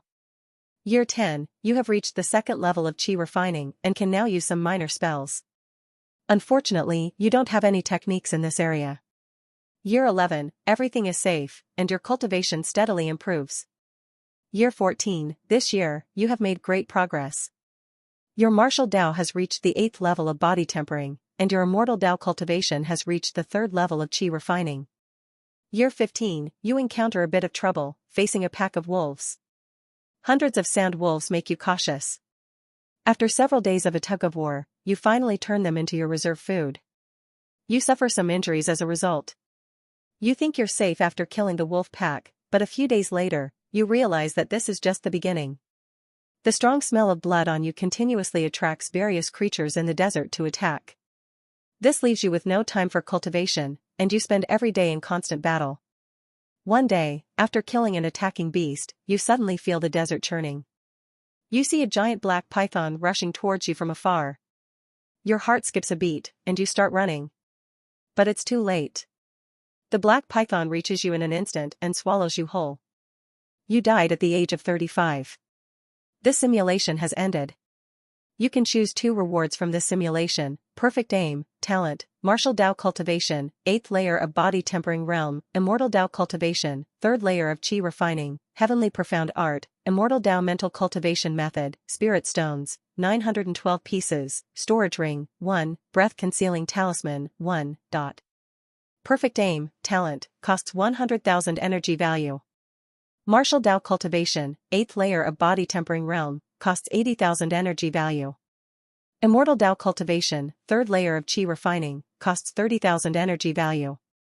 Heavenly profound art, immortal Dao mental cultivation method, costs 10 million energy value. Spirit stones, 912 pieces, costs 912,000 energy value, common cultivation resources. Storage ring, 1, costs 500,000 energy value.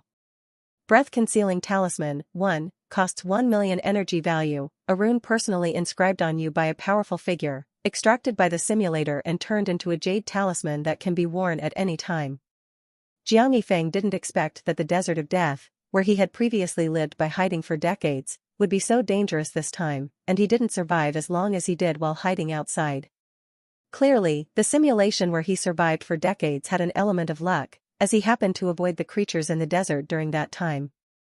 Judging by this simulation, the ordinary creatures in the desert of death aren't actually dangerous, but killing too many of them and the resulting smell of blood can attract danger.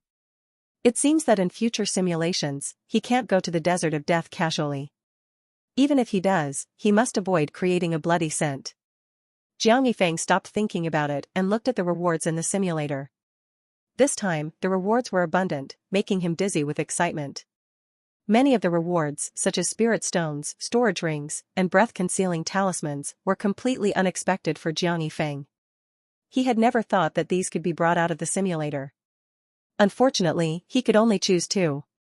Apart from the perfect aim talent, Jiang Yifeng wanted everything else. He was torn for a while. After careful consideration, Jiang Yifeng made his choice. I choose the breath-concealing talisman and immortal Dao cultivation. These 2 choices were actually complementary. According to what the woman in white said in the simulation, cultivating would lead to certain death, so the immortal Dao cultivation must not be exposed. Therefore, the breath-concealing talisman was a must. After all, Jiang Yifeng knew that he was destined to cultivate. As for the immortal Dao cultivation, it took Jiang Yifeng a long time to decide. After all, spirit stones, the immortal Dao mental cultivation method, and even the storage ring wouldn't be worse than the immortal Dao cultivation, and could be better in the long run. What made Jiang Yifeng choose this was that the immortal Dao mental cultivation method was in that ruin, and he could go find it in the next simulation. As for the spirit stones and the storage ring, Jiang Yifeng felt that he needed to take both together, otherwise, just taking the spirit stones would be inconvenient to carry and might attract other cultivators. So after choosing the breath-concealing talisman, he had to give up the others and wait for another opportunity to take advantage of the woman in white. In the end, the choice was between martial Dao and immortal Dao. The reason for choosing Immortal Dao was simply curiosity. After all, Jiang Yifeng had never experienced the Immortal Dao and wanted to try it out. Ding, congratulations to the host for obtaining the breath-concealing talisman. 1. Deducting 1 million energy value, remaining energy value.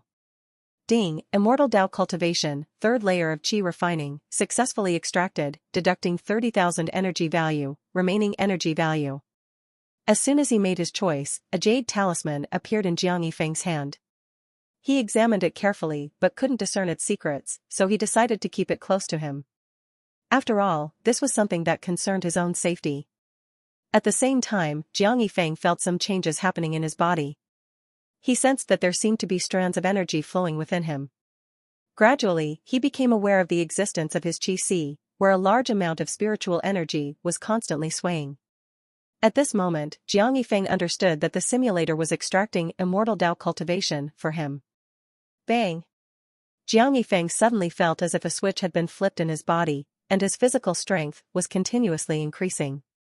In an instant, his martial Dao cultivation broke through to the 7th level of body tempering. This? Jiang Yifeng was taken aback. This was completely unexpected. He hadn't anticipated this pleasant surprise. The improvement in his Immortal Dao cultivation had actually elevated his martial Dao cultivation by a stage in reality. However, upon careful thought, Jiang Yifeng found it quite reasonable. The simulation had mentioned that spiritual energy washing over the body could enhance its strength. In reality, he was already at the peak of the 6th level of body tempering. Now, after being washed by the spiritual energy of the 3rd level of Qi refining, it was only natural for his physical strength to increase to the 7th level of body tempering. When everything was over, Jiang Yifeng recalled the situation in the simulation. He felt that the most crucial issue now was his poor cultivation talent. To improve, he still needed to upgrade the simulator to extract higher-level talents. So he found the steward, Jiang Dafu, and asked him to speed up the acquisition of gold, silver, and jewels. After doing all this, Jiang Yifeng leisurely headed to the Spring Blossom Pavilion to listen to music. Days spent listening to music in the pleasure house always passed quickly. In the blink of an eye, 7 days had gone by. During this period, steward Jiang Dafu had already transported a large amount of gold, silver, and jewels to Jiang Yifeng's small courtyard. Without hesitation, Jiang Yifeng exchanged them for energy values, and box after box of jewels disappeared. To avoid suspicion from the disappearance of these treasures, Jiang Yifeng had long instructed his subordinates to make a grand show of digging a huge underground chamber in his courtyard. The purpose was to inform everyone that he now had a hobby of collecting, and all these gold, silver, and jewels were hidden underground. Soon, all the gold, silver, and jewels were exchanged, and an electronic voice sounded. Ding, exchanged 130 boxes of various gold, silver, and jewels, gaining 2.6 billion energy values. Jiang Yifeng looked at the nearly 2.7 billion energy values on the simulator and waited quietly. Unfortunately, the ding he was waiting for never came. Could it be that it takes 10 billion to upgrade the simulator? Jiang Yifeng muttered to himself. The previous upgrade required 1 billion energy values, and he originally thought that 10 billion would be enough for the next upgrade. Unexpectedly, even with nearly 2.7 billion energy values, there was no upgrade. This made Jiang Yifeng frown. If it really required 10 billion, how much would the next upgrade need? It was really quite troublesome. If this continued, wouldn't it bankrupt the Jiang clan firm? Jiang Yifeng felt a bit guilty. Soon, he dismissed these thoughts.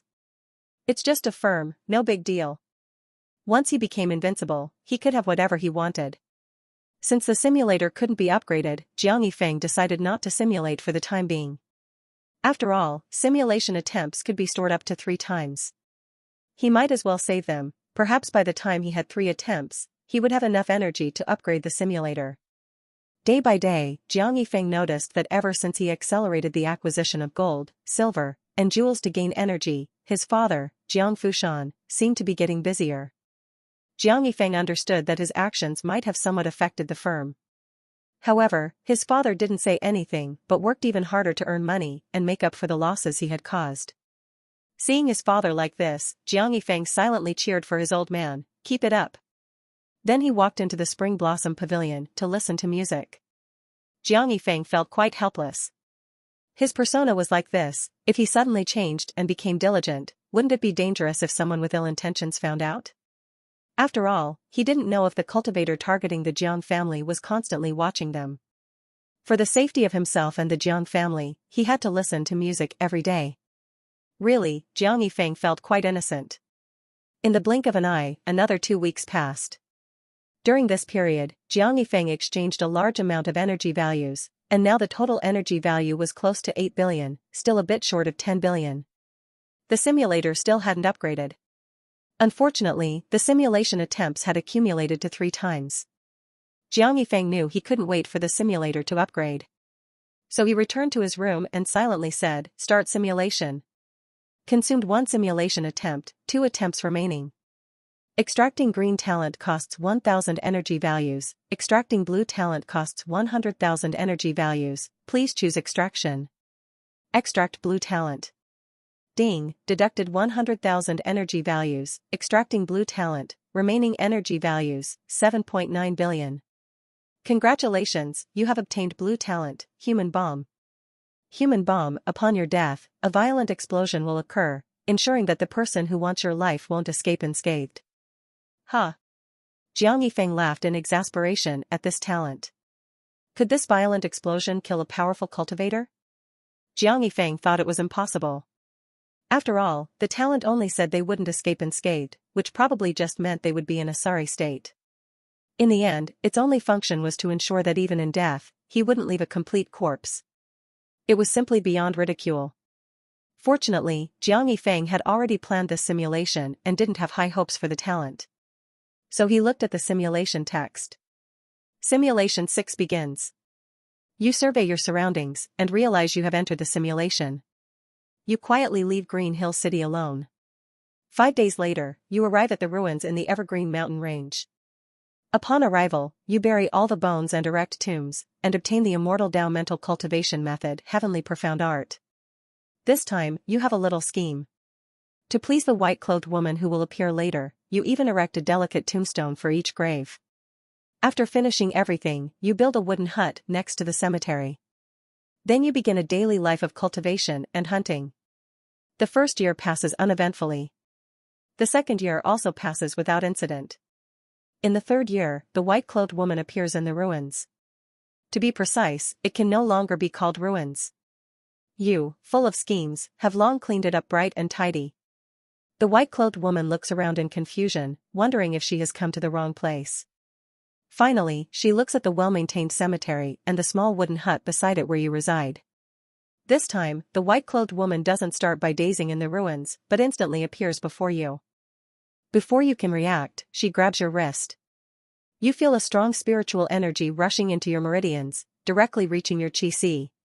The white-clothed woman is probing the immortal Dao mental cultivation method you practice. After a while, the spiritual energy is withdrawn by the white-clothed woman, who looks at you kindly and says, "So, there are still descendants of my senior brother's sect." You instantly understand that she has mistaken you for a descendant of the sect that once occupied these ruins. The white-robed woman's mistaken identity, you neither refuted nor confirmed. You knew in your heart that if you admitted it directly, you would surely gain her immense favor and receive many benefits. But you were also worried about being exposed, thinking that such a powerful cultivator might have some way to detect lies. In the end, you chose to stay silent, letting her misunderstand. If she insisted on asking, you would then tell the truth. Your silence was taken as tacit agreement by the white-robed woman. Contrary to your expectations, she didn't bombard you with questions, but instead informed you that she wanted to stay here for a few days and hoped you would agree. Hearing this, you felt a bit panicked, wondering if you had gone too far. She actually mistook you for the owner of this place, something you had never anticipated. You worried that if you were exposed, she might become enraged, and this simulation would come to an abrupt end. However, you knew it was too late to deny it now, so you quickly nodded in agreement. For the next few days, you were on edge. But you were overthinking it. The white-robed woman didn't pay much attention to you at all. She spent her days staring blankly at the ruins and the cemetery. She seemed to consider herself a guest, not even bothering to rebuild the Heavenly Profound Temple. While the white-robed woman was enjoying her stay, you grew increasingly anxious. You felt something was off. It had been 2 days already, and she should be leaving tomorrow. Why hadn't she given you any benefits yet? You began to suspect that you had overplayed your role. You wondered if by pretending to be a disciple of the ruined sect, the white-robed woman thought everything you did was your duty, and thus didn't give you any rewards. Another day passed in the blink of an eye. You remembered that in the last simulation, the white-robed woman had only stayed for 3 days, and today should be the day she left. But the benefits you had been eagerly anticipating still hadn't arrived, leaving you disheartened. Just then, the white-robed woman moved and came to your side. She told you she was leaving. She also informed you that this area was under someone's control, and cultivation was forbidden. If discovered, you would be hunted down. She advised you not to reveal your cultivation easily. She also told you that while she could enter, she couldn't take anyone out, and hoped you could survive in this land. After that, she drew a breath-concealing talisman on you. Then she gave you 2 items, a jade plate and a storage ring. She said the storage ring contained some cultivation resources. The jade plate was a treasure called the teleportation jade plate. When you encounter danger, you can activate it with spiritual energy to teleport randomly up to 1,000 kilometers away, hoping it could save your life in critical moments. She explained that the teleportation jade plate could only be used 3 times and advised you not to use it lightly unless absolutely necessary. Looking at these items, you were extremely excited, thinking that pretending to be a disciple of the ruined sect was a brilliant move. This time, the white-robed woman gave you even more things. The teleportation jade plate was practically a life-saving artifact, probably more valuable than the breath-concealing talisman and spirit stones. Moreover, she revealed that this area was controlled and cultivation was forbidden, confirming your previous suspicions. You didn't dwell on it further and quickly bowed to thank the white-robed woman. When you looked up, she had already disappeared. After the white-robed woman left, you didn't stay there for long. You had planned this simulation for a long time, aiming to get the items she gave you and take them out as simulation rewards. Then you would return to Green Hill City to investigate why the shadowy figure attacked the Jiang family. So, you returned to Green Hill City that same year. It took you only 3 days to travel from the Evergreen Mountain Range back to Green Hill City. When you arrived, you found the entire city plastered with reward notices. Upon closer inspection, you realized they were all posted by the Jiang clan firm, looking for you. You immediately understood that you had left secretly, and no one knew. Your father, Jiang Fushan, probably thought you were missing and posted the reward notices. When you returned home, you found your father, Jiang Fushan, looking incredibly aged, unrecognizable from the last time you saw him. At that moment, even though you knew it was just a simulation, tears welled up in your eyes. Your heart was filled with guilt. In the 4th year, you didn't cultivate but instead followed your father every day, saying you wanted to help him. This touched your father, Jiang Fushan, who felt you had finally grown up, and your allowance increased significantly. You felt a bit embarrassed, as your real intention wasn't to help with the business, but to find out when the Jiang family had offended a cultivator. In the 5th year, you continued to pretend to learn business from your father, Jiang Fushan, but found nothing unusual. In the 6th year, you had accompanied your father on many business trips, visiting many unfamiliar cities, broadening your horizons. In the 7th year, your father, Jiang Fushan, felt you had learned enough about business and could handle things on your own, so he wanted you to take over the Jiang clan firm. Your goal was to stay by your father's side to find out how the Jiang family had offended the shadowy figure, not to run the business, so you naturally refused. You shook your head repeatedly, saying you still needed to learn. Your father was gratified, praising your eagerness to learn, and didn't force you. Years passed in the blink of an eye. In the 11th year, the Jiang clan firm received a major business deal, requiring Jiang Fushan to travel to the Liang kingdom. The journey was long, taking more than half a year just to travel, and your father was worried about accidents on the way, not wanting you to accompany him. You insisted repeatedly, even revealing some of your martial Dao cultivation. Jiang Fushan was overjoyed to see you easily subdue a group of guards, exclaiming, "My son, you are truly talented." Unsurprisingly, Jiang Fushan agreed to let you accompany him. In the 12th year, the business in the Liang kingdom went smoothly, and you and your father, Jiang Fushan, began your journey back. While passing through the Yuyang mountain at the border of the Liang kingdom and the Great Abyssal kingdom, the ground shook violently, and a huge crack appeared not far from you.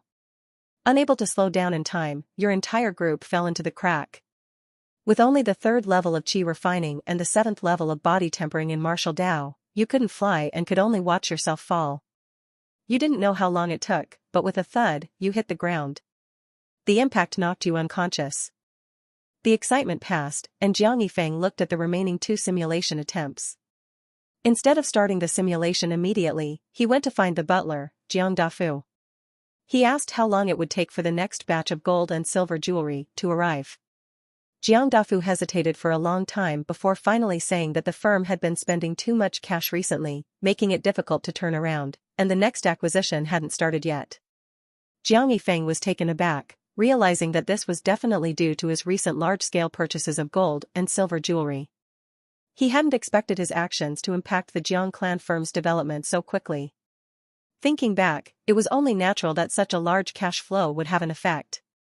However, despite the impact, Jiang Yifeng felt that he still needed to gather 10 billion energy value to upgrade the simulator quickly. After all, money was a minor issue, rapidly improving his strength and saving himself was the major concern. So he told Jiang Dafu to acquire another 200 boxes of gold and silver jewelry, and then they could pause the acquisitions. This was roughly what Jiang Yifeng had estimated. 200 boxes of gold and silver jewelry should amount to about 3.4 billion energy value, which should be enough to upgrade the simulator. Once the simulator was upgraded, the Jiang clan firm could take a break. After all, who knew how much energy value would be needed in the future? He still had to rely on the Jiang clan firm to help him, otherwise, earning it himself would be too slow. So, he couldn't collapse the Jiang clan firm just for the immediate energy value. Jiang Dafu was overjoyed to hear that Jiang Yifeng only needed another 200 boxes of gold and silver jewelry. He praised the young master for his wisdom and then withdrew. At this moment, Jiang Yifeng was thinking that with only 2 simulation attempts left, even if he waited until next week for the full 3 attempts, he wouldn't be able to gather 10 billion energy value. Even if Jiang Dafu started acquiring gold and silver jewelry immediately, it would be impossible to acquire and bring back 200 boxes within a week. After all, the cities near Green Hill City had almost been bought out by him, and he would need to go to more distant places for acquisitions. So Jiang Yifeng decided not to continue storing simulation attempts. He returned to his room and silently recited. Start simulation. Consumed 1 simulation attempt, 1 attempt remaining. Drawing green talent consumes 1,000 energy value, drawing blue talent consumes 100,000 energy value, please choose. Draw blue talent. Ding, 100,000 energy value deducted, drawing blue talent, remaining energy value 7.8 billion. Congratulations, you have obtained blue talent, Big Eater. Big Eater, your appetite is astonishing, and the food you consume will convert into a small amount of energy, enhancing your physical body, with a limit. Jiang Yifeng was delighted to see this talent. Finally, a talent that looked promising. The talents from previous simulations were all quite useless. Judging by the talent description, it should enhance his martial Dao, so this simulation would focus on improving his martial Dao. And since it relied on eating, he would stay in Green Hill City for now. Soon, Jiang Yifeng had a plan in mind and then looked at the simulator. 7th simulation begins. You briefly zoned out, realizing you had entered the simulation state. Thinking of your newly acquired Big Eater talent, you didn't rush to leave Green Hill City. On the first day, you went to the largest restaurant in Green Hill City, Food Delight Pavilion, and ordered an entire menu. After eating more than 10 dishes, you still didn't feel full. After consuming so much food, you felt a slight improvement in your martial Dao cultivation. The improvement was equivalent to 1 session of practicing the unnamed manual. This made your eyes light up. You could only practice the unnamed manual once or twice a day. You thought the Big Eater talent was excellent. Eating 1 meal was almost equivalent to a day's practice. If you ate all day, wouldn't your improvement speed skyrocket? With that thought, you ordered several more menus, over 100 dishes. To avoid drawing attention, you had the restaurant deliver all the food to the Jiang family mansion. On the second day, you didn't go to the Food Delight Pavilion yourself but had a servant order hundreds of dishes to take away, then dismissed the servant and ate alone in the courtyard. On the third day, you ordered food and ate. In the following days, you completely transformed into a foodie expert, either eating or on the way to eat. This significantly accelerated your martial Dao improvement. Although you didn't quickly break through to the 8th level of body tempering, you could feel your progress in martial Dao every day. On the 12th day, after finishing all the food, the butler Jiang Dafu brought a large batch of gold and silver jewelry and handed it to you. Knowing you were in a simulation, you had no particular thoughts and dismissed him. A month passed in the blink of an eye, and rumors spread in Green Hill City that the Jiang family's cook had an accident. The entire household had to order takeout from the Food Delight Pavilion. This made many people envious, wanting to work for the Jiang family. Hearing this, you realized that if this continued, your gluttony would be exposed. You weren't afraid of public gossip, but you feared unknown dangers. After all, you thought it was impossible for a normal person to eat so much every day. You worried that the organization preventing others from cultivating might notice you. So you stopped ordering from the Food Delight Pavilion and had servants buy various meats from the market instead. The Jiang family was large, so buying a few hundred pounds of meat daily wouldn't attract attention. You then started grilling meat in your courtyard daily, self-sufficient. This didn't slow your martial Dao improvement, it even sped it up a bit. You concluded that eating various meats provided more enhancement. After all, half of the takeout from the Food Delight Pavilion was vegetarian for variety. 2 years passed in the blink of an eye, and your martial Dao cultivation recently broke through to the 8th level of body tempering. This year, you felt it was time to leave Green Hill City and head to the Heavenly Profound Temple in the Evergreen Mountain Range. On a moonless, windy night, you left a letter and sneaked away alone. 3 days later, you arrived at the ruins of the Heavenly Profound Temple. As usual, you buried all the remains in the ruins, erected a meticulously crafted tombstone, and cleaned up the ruins. You also obtained the Immortal Dao mental cultivation method, Heavenly Profound Art. You then built a small wooden house beside the graveyard and resumed your gluttonous days. 2 months later, you realized a problem: the meat stored in your storage ring from Green Hill City wouldn't last long. In just 2 months, you had already consumed a third of it. After that, you spent a few hours daily hunting wild beasts for food. In the 3rd year, a white-robed woman appeared on schedule, mistaking you for a descendant of the ruined sect. 3 days later, before leaving, she found you and advised you not to reveal your cultivation easily, to carry the hope of the Heavenly Profound Temple, and to live well. She then inscribed a breath-concealing talisman on you and gave you a teleportation jade plate and a storage ring. Not long after, you also prepared to leave and return to Green Hill City. You felt that with your current talent of being a big eater, you could improve faster in Green Hill City. It only took 3 days to return to Green Hill City from the ruins of the Heavenly Profound Temple. This time, you left a letter in advance. Although your father, Jiang Fushan, was worried, he didn't go as far as posting a bounty like before. However, after you returned, he still had a heartfelt conversation with you, urging you to always take guards with you when you go out. In the 4th year, you rarely went out and spent most of your days just digging in. In the 5th year, you continued to dig in every day. In the 6th year, with your routine of eating 8 meals a day, each consisting of 10 bowls, your martial Dao cultivation successfully broke through to the 9th level of body tempering. In the blink of an eye, several years passed. In the 9th year, you found that no matter how much you ate, your martial Dao cultivation couldn't advance any further. You felt a bit disappointed. You had originally hoped to quickly improve your martial Dao cultivation with your big eater talent, but you didn't expect to hit a bottleneck so soon. However, you quickly came to terms with it.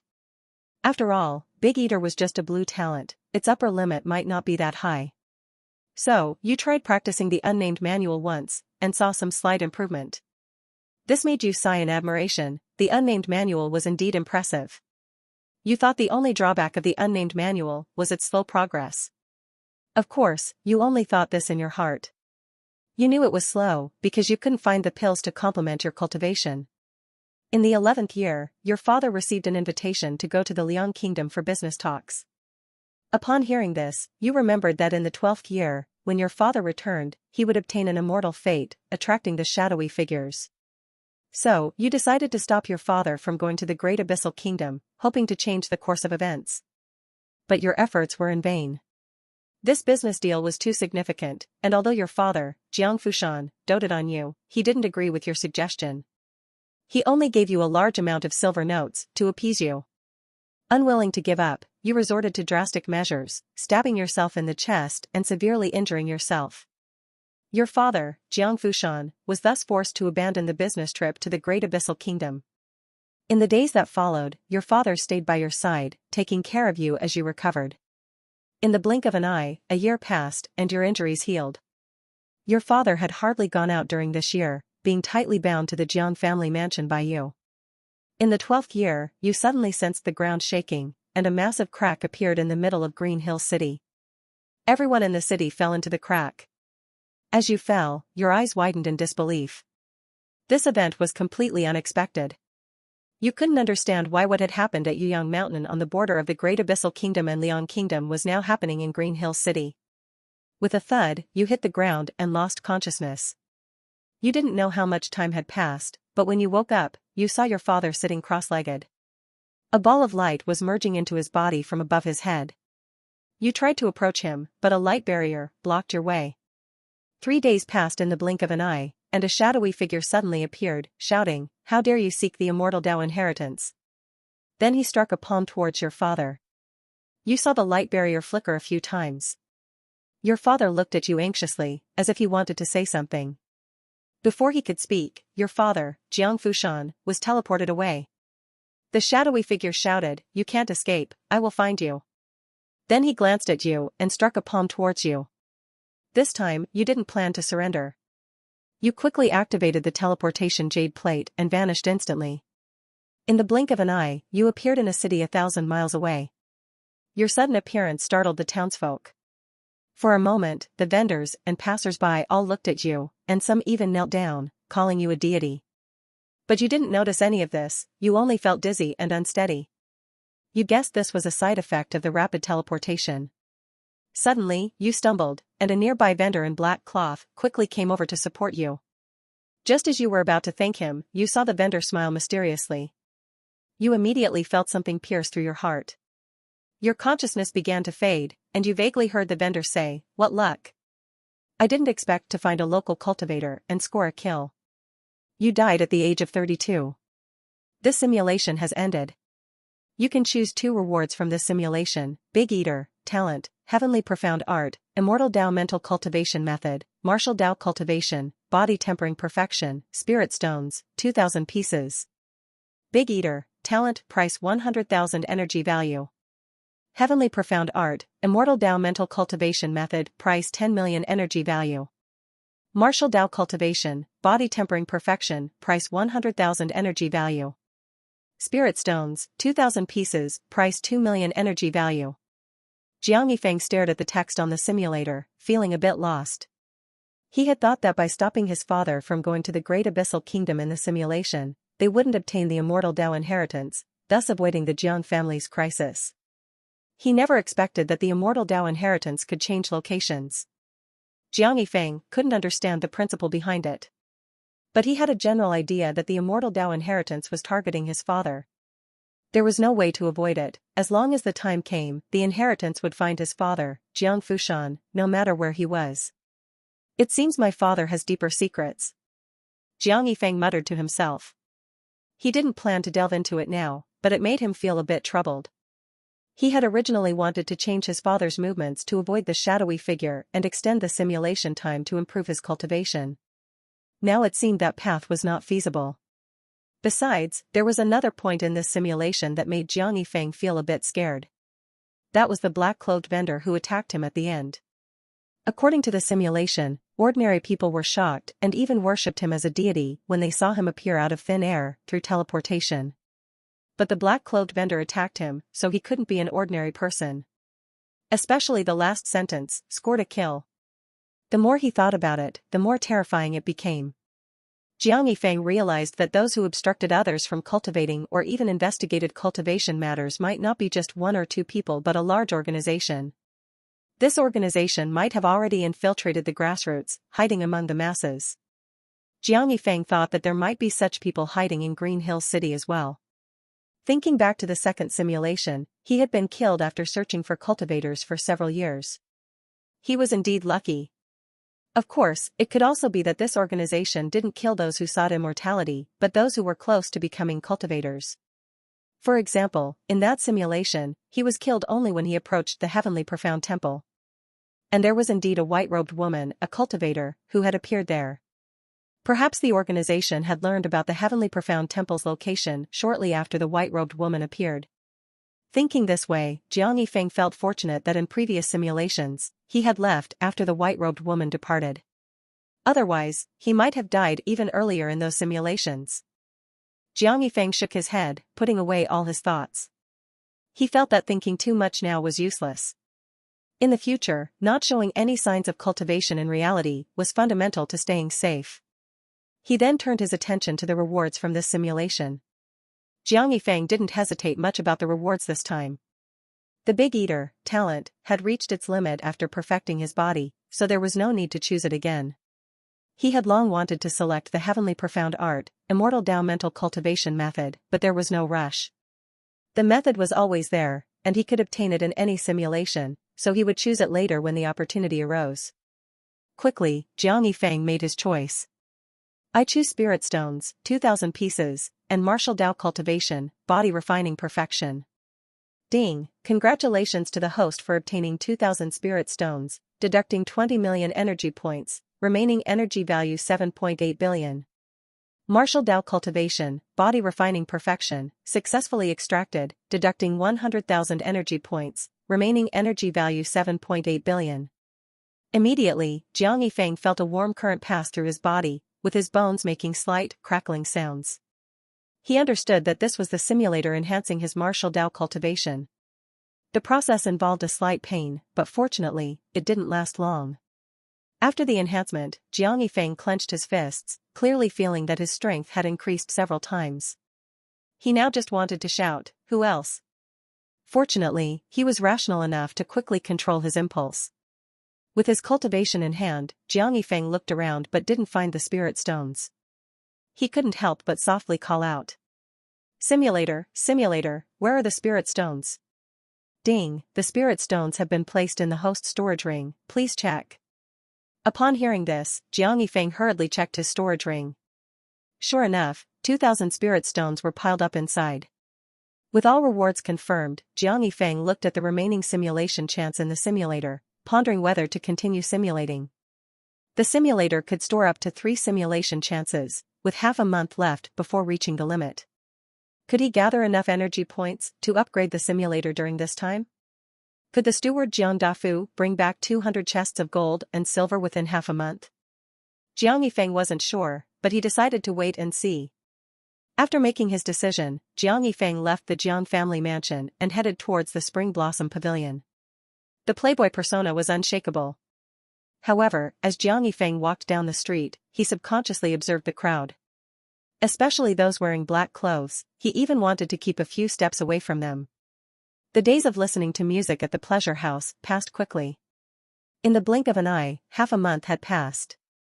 At this time, Jiang Yifeng's simulation chances had returned to 3. And steward Jiang Dafu was indeed reliable. The 200 chests of gold and silver had just been delivered, and Jiang Yifeng arranged for them to be placed in his basement. Now, the basement looked like it had over 1,000 chests.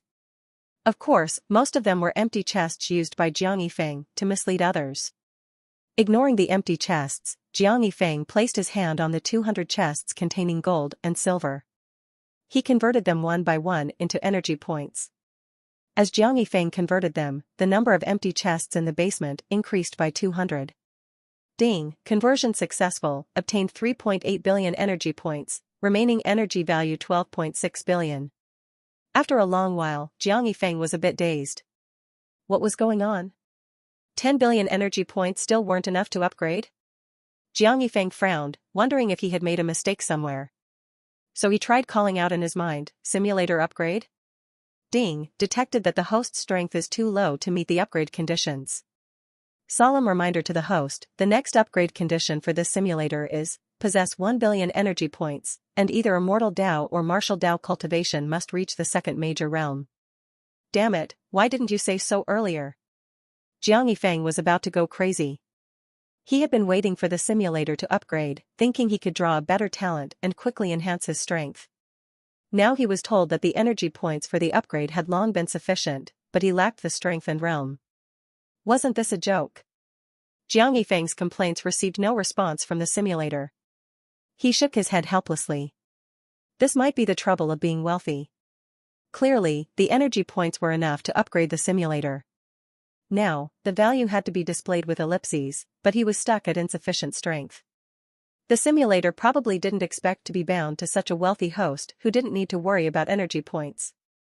It seemed that he needed to focus on enhancing his strength in future simulations. Since that was the case, Jiang Yifeng didn't hesitate any longer and silently chanted in his mind. Start simulation. Consume 1 simulation chance, remaining chances 2. Drawing green talent consumes 1,000 energy points, drawing blue talent consumes 100,000 energy points, please choose. Draw blue talent. Ding, deducting 100,000 energy points, drawing blue talent, remaining energy value 12.6 billion. Congratulations, you have obtained blue talent, luck +1. Luck +1, your luck is slightly better than the average person.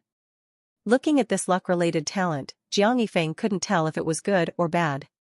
So he didn't think much about it and looked at the simulator's progress. 8th simulation begins. You sense that you have entered the simulation. On the first day, you leave a letter at home and sneak out of Green Hill City under the cover of darkness. On the 4th day, you arrive at the ruins of the Heavenly Profound Temple in the Evergreen Mountain Range.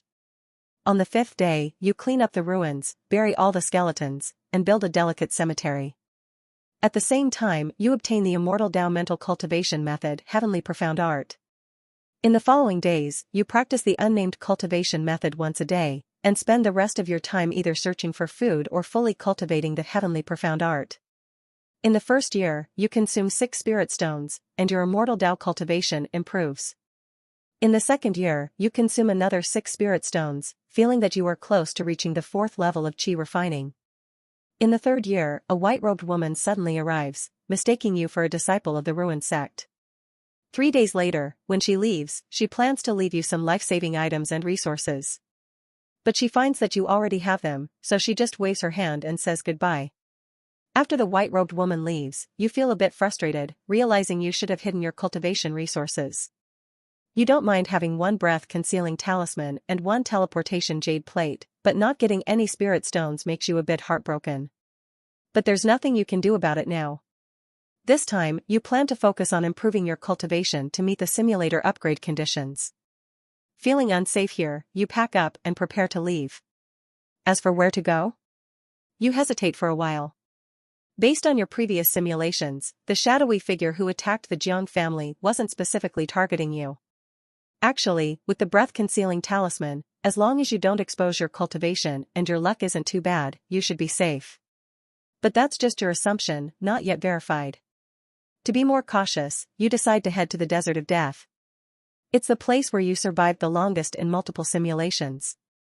Although there was an accident the 2nd time, you are well prepared this time. You believe that as long as you avoid creating too much bloodshed, you should be able to live by hiding. In the 4th year, you reduce your cultivation time, spending most of your time traveling. You follow the route from the Desert of Death map, fragment, and cover a considerable distance. In the 5th year, you arrived at an oasis in the desert. After examining the Desert of Death map, fragment, you realized that the final destination was only a few thousand miles away. You knew that the destination was the place where you first died in this desert, where a giant shadow loomed. You suspected it was a powerful demonic beast. So, you stopped and decided to settle down at this oasis, not daring to get any closer. In the same year, your cultivation in the Immortal Tao finally broke through to the 4th level of Qi refining. In the 6th year, you completely settled in the oasis in the desert. Besides cultivating, you went out to hunt animals to fill your hunger. With lessons learned from previous simulations, you always chose solitary animals to avoid attracting too many and causing a heavy scent of blood. In the 7th year, you continued to diligently cultivate and made significant progress. In the 9th year, your cultivation in the Immortal Tao broke through to the 5th level of Qi refining. In the 13th year, you reached the 6th level of Qi refining. In the 18th year, you reached the 7th level of Qi refining. In the 23rd year, you reached the 8th level of Qi refining. In the 28th year, you reached the 9th level of Qi refining. Over these years, without any external disturbances and consuming hundreds of spirit stones, your cultivation in the Immortal Tao steadily improved. On a certain day in the 30th year, after waking up, you practiced the unnamed manual as usual. Just as you finished, you suddenly sensed a stream of energy flowing through your flesh. You knew clearly that this was not spiritual energy but martial Tao primordial energy, condensed from your flesh.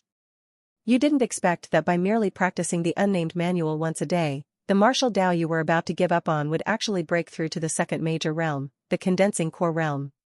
You just smiled faintly at this. Decades of cultivation had made your mindset much more serene.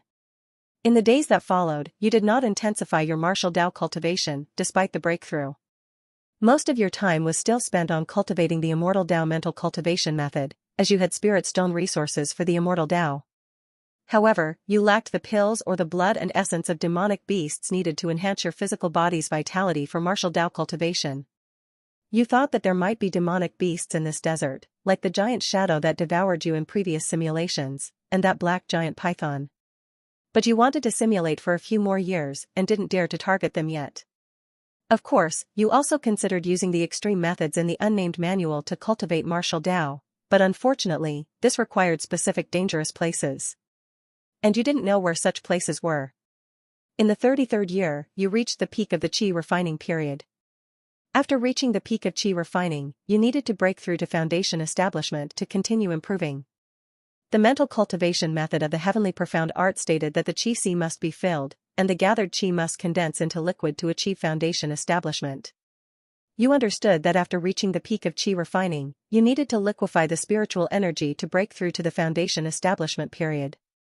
You didn't know if there was any quick method to condense spiritual energy into liquid. You could only continuously compress the spiritual energy by circulating the mental cultivation method. It was a long process, but you were not discouraged and kept working hard. In the 34th year, you were still compressing the spiritual energy without much progress. In the 35th year, you successfully compressed a few strands of spiritual energy together, causing them to start merging. Each strand became slightly thicker, but there was no sign of turning into liquid. Years passed in the blink of an eye. In the 41st year, you successfully compressed and merged multiple strands of spiritual energy into a single droplet. You were somewhat excited, feeling like you saw the hope of foundation establishment. But this was just the beginning. You needed to turn all the spiritual energy in your Qi sea into liquid to step into foundation establishment. In the 43rd year, while cultivating, you suddenly felt a tremor. You felt a bit uneasy, recalling the giant shadow in the desert from your first simulation. You remembered that it seemed to fly out of the desert this year. You felt somewhat reassured, thinking you were still far from that location. However, you didn't let your guard down and stopped cultivating, holding the teleportation jade plate in your hand, ready to teleport away if anything went wrong. At that moment, you saw a dragon's shadow appear in the distant sky. Although it was far away, you were certain it was a dragon. This made you even more anxious. As a transmigrator, you had only heard of dragons in mythological stories, where they were synonymous with invincible power. But then you saw an astonishing scene. A dazzling light suddenly burst out in front of the demonic dragon, shooting straight towards it. Immediately, a high-pitched dragon roar echoed, audible even from thousands of miles away. It was then that you noticed a small black dot in front of the demonic dragon.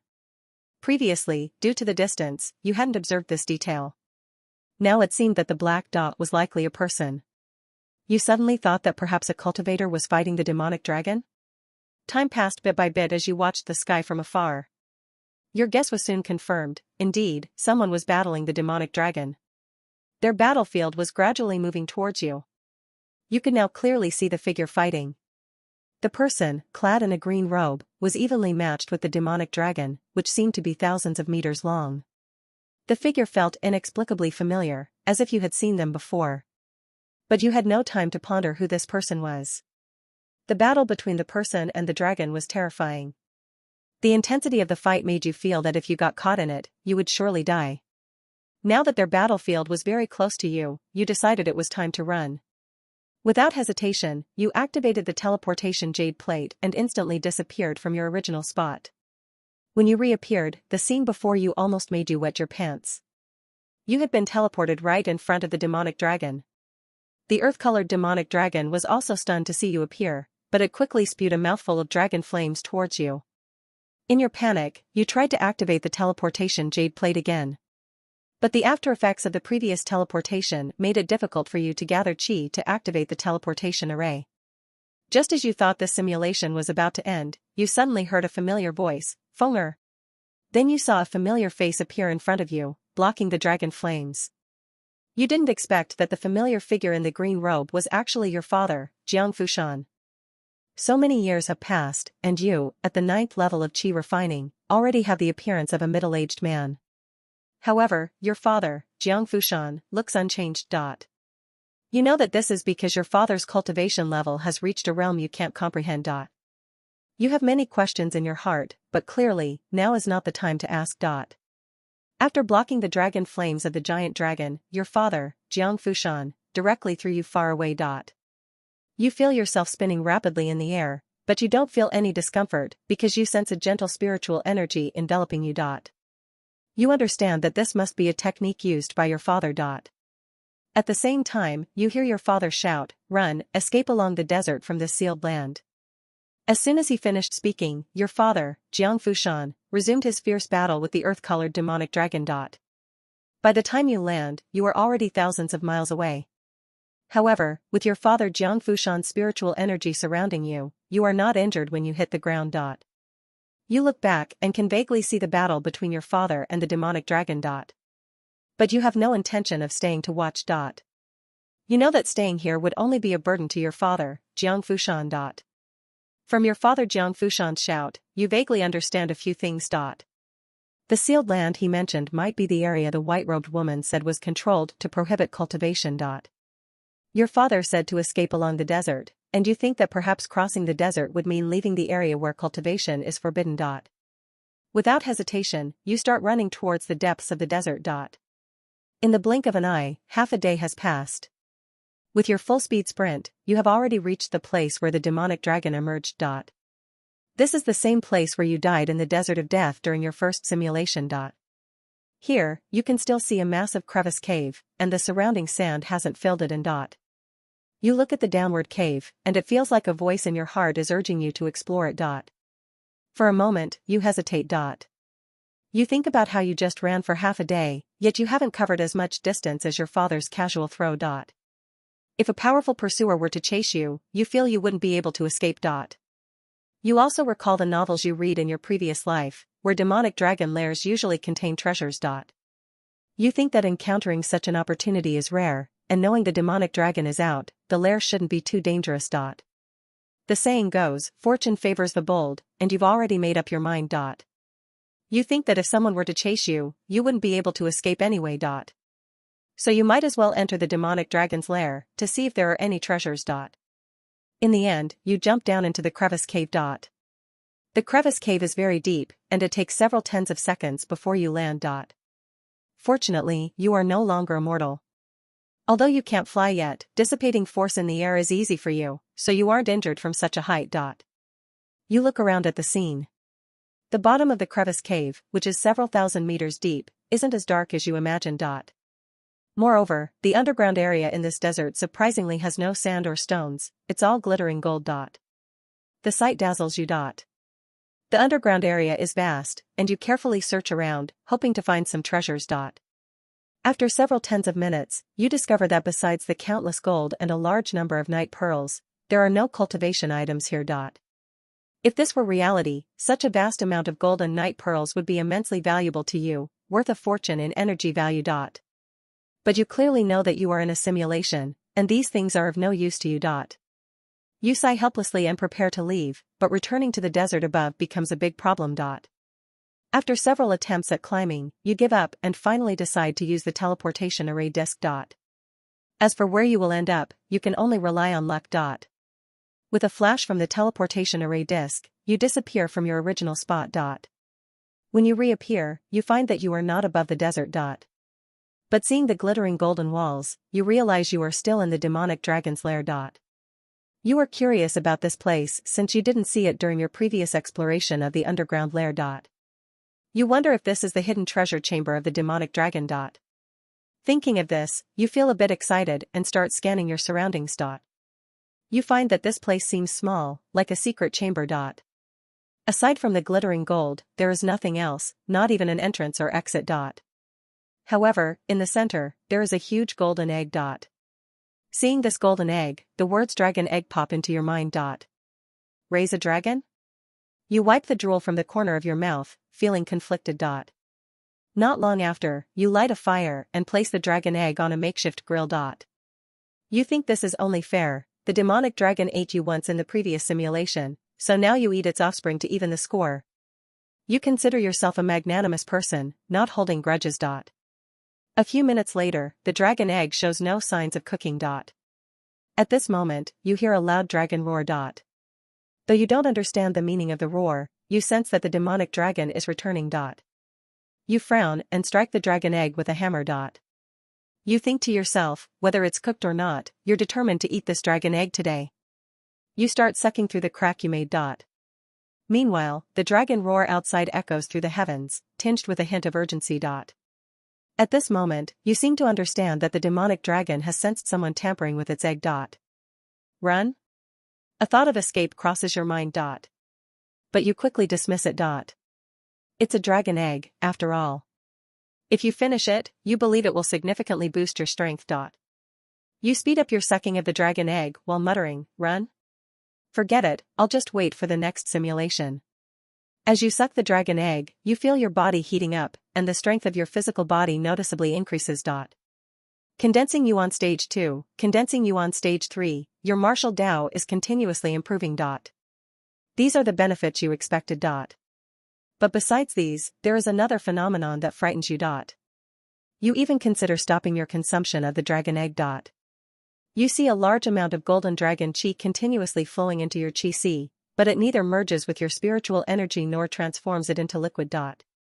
Instead, it keeps expanding your chi, making it larger and larger. At the same time, your immortal Tao cultivation decreases instead of increasing, dropping from the peak of chi refining to the 9th level, then the 8th, all the way down to the 3rd level of chi refining. If it were just that, you wouldn't be worried. Although your cultivation level has decreased, you don't feel any loss in strength. Even though your knowledge of cultivation is incomplete, you believe that the expansion of your chi has solidified your foundation, which will surely be beneficial in the future. However, this isn't the end. You sense that as your chi expands to a certain size, cracks begin to appear, as if it's about to explode. What would happen if your chi bursts? You think that you would definitely be unable to cultivate anymore.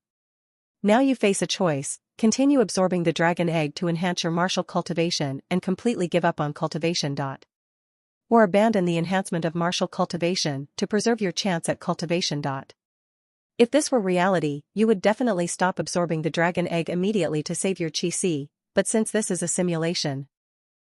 You grin and speed up your absorption of the dragon egg. Crack, crack, you can vaguely hear the sound of your chi fracturing. Is your chi about to shatter? You think to yourself. Boom. With a loud explosion, you burst. No need to think about it, you're dead. You lived to the age of 63. This simulation has ended. You can choose 2 rewards from this simulation: luck +1, talent, heavenly profound art, immortal Tao mental cultivation method, martial Tao cultivation, 9th level of condensing core realm, immortal Tao cultivation, perfect chi refining / 3rd level of chi refining. Luck +1, talent, price 1 million, energy value. Heavenly profound art, immortal Tao mental cultivation method, price 100 million, energy value. 9th level of condensing core realm, martial Tao cultivation, price 9 million, energy value. Immortal Tao cultivation, perfect chi refining / 3rd level of chi refining, price 950,000, energy value / 100 million, energy value. Note: you can only choose one for immortal Tao cultivation. Perfect chi refining is a normal cultivation level, while 3rd level of chi refining is the cultivation level after absorbing the dragon egg, with an expanded chi and some dragon essence. Note: the cracks in the chi have been repaired by the simulator. Jiang Yifeng looked at the simulator, surprised that in this simulation, he didn't die from being killed, but from overeating. However, thinking about the gains from this simulation, he couldn't help but smile. The rewards from this simulation were incredibly rich. There were 2 particularly important pieces of information.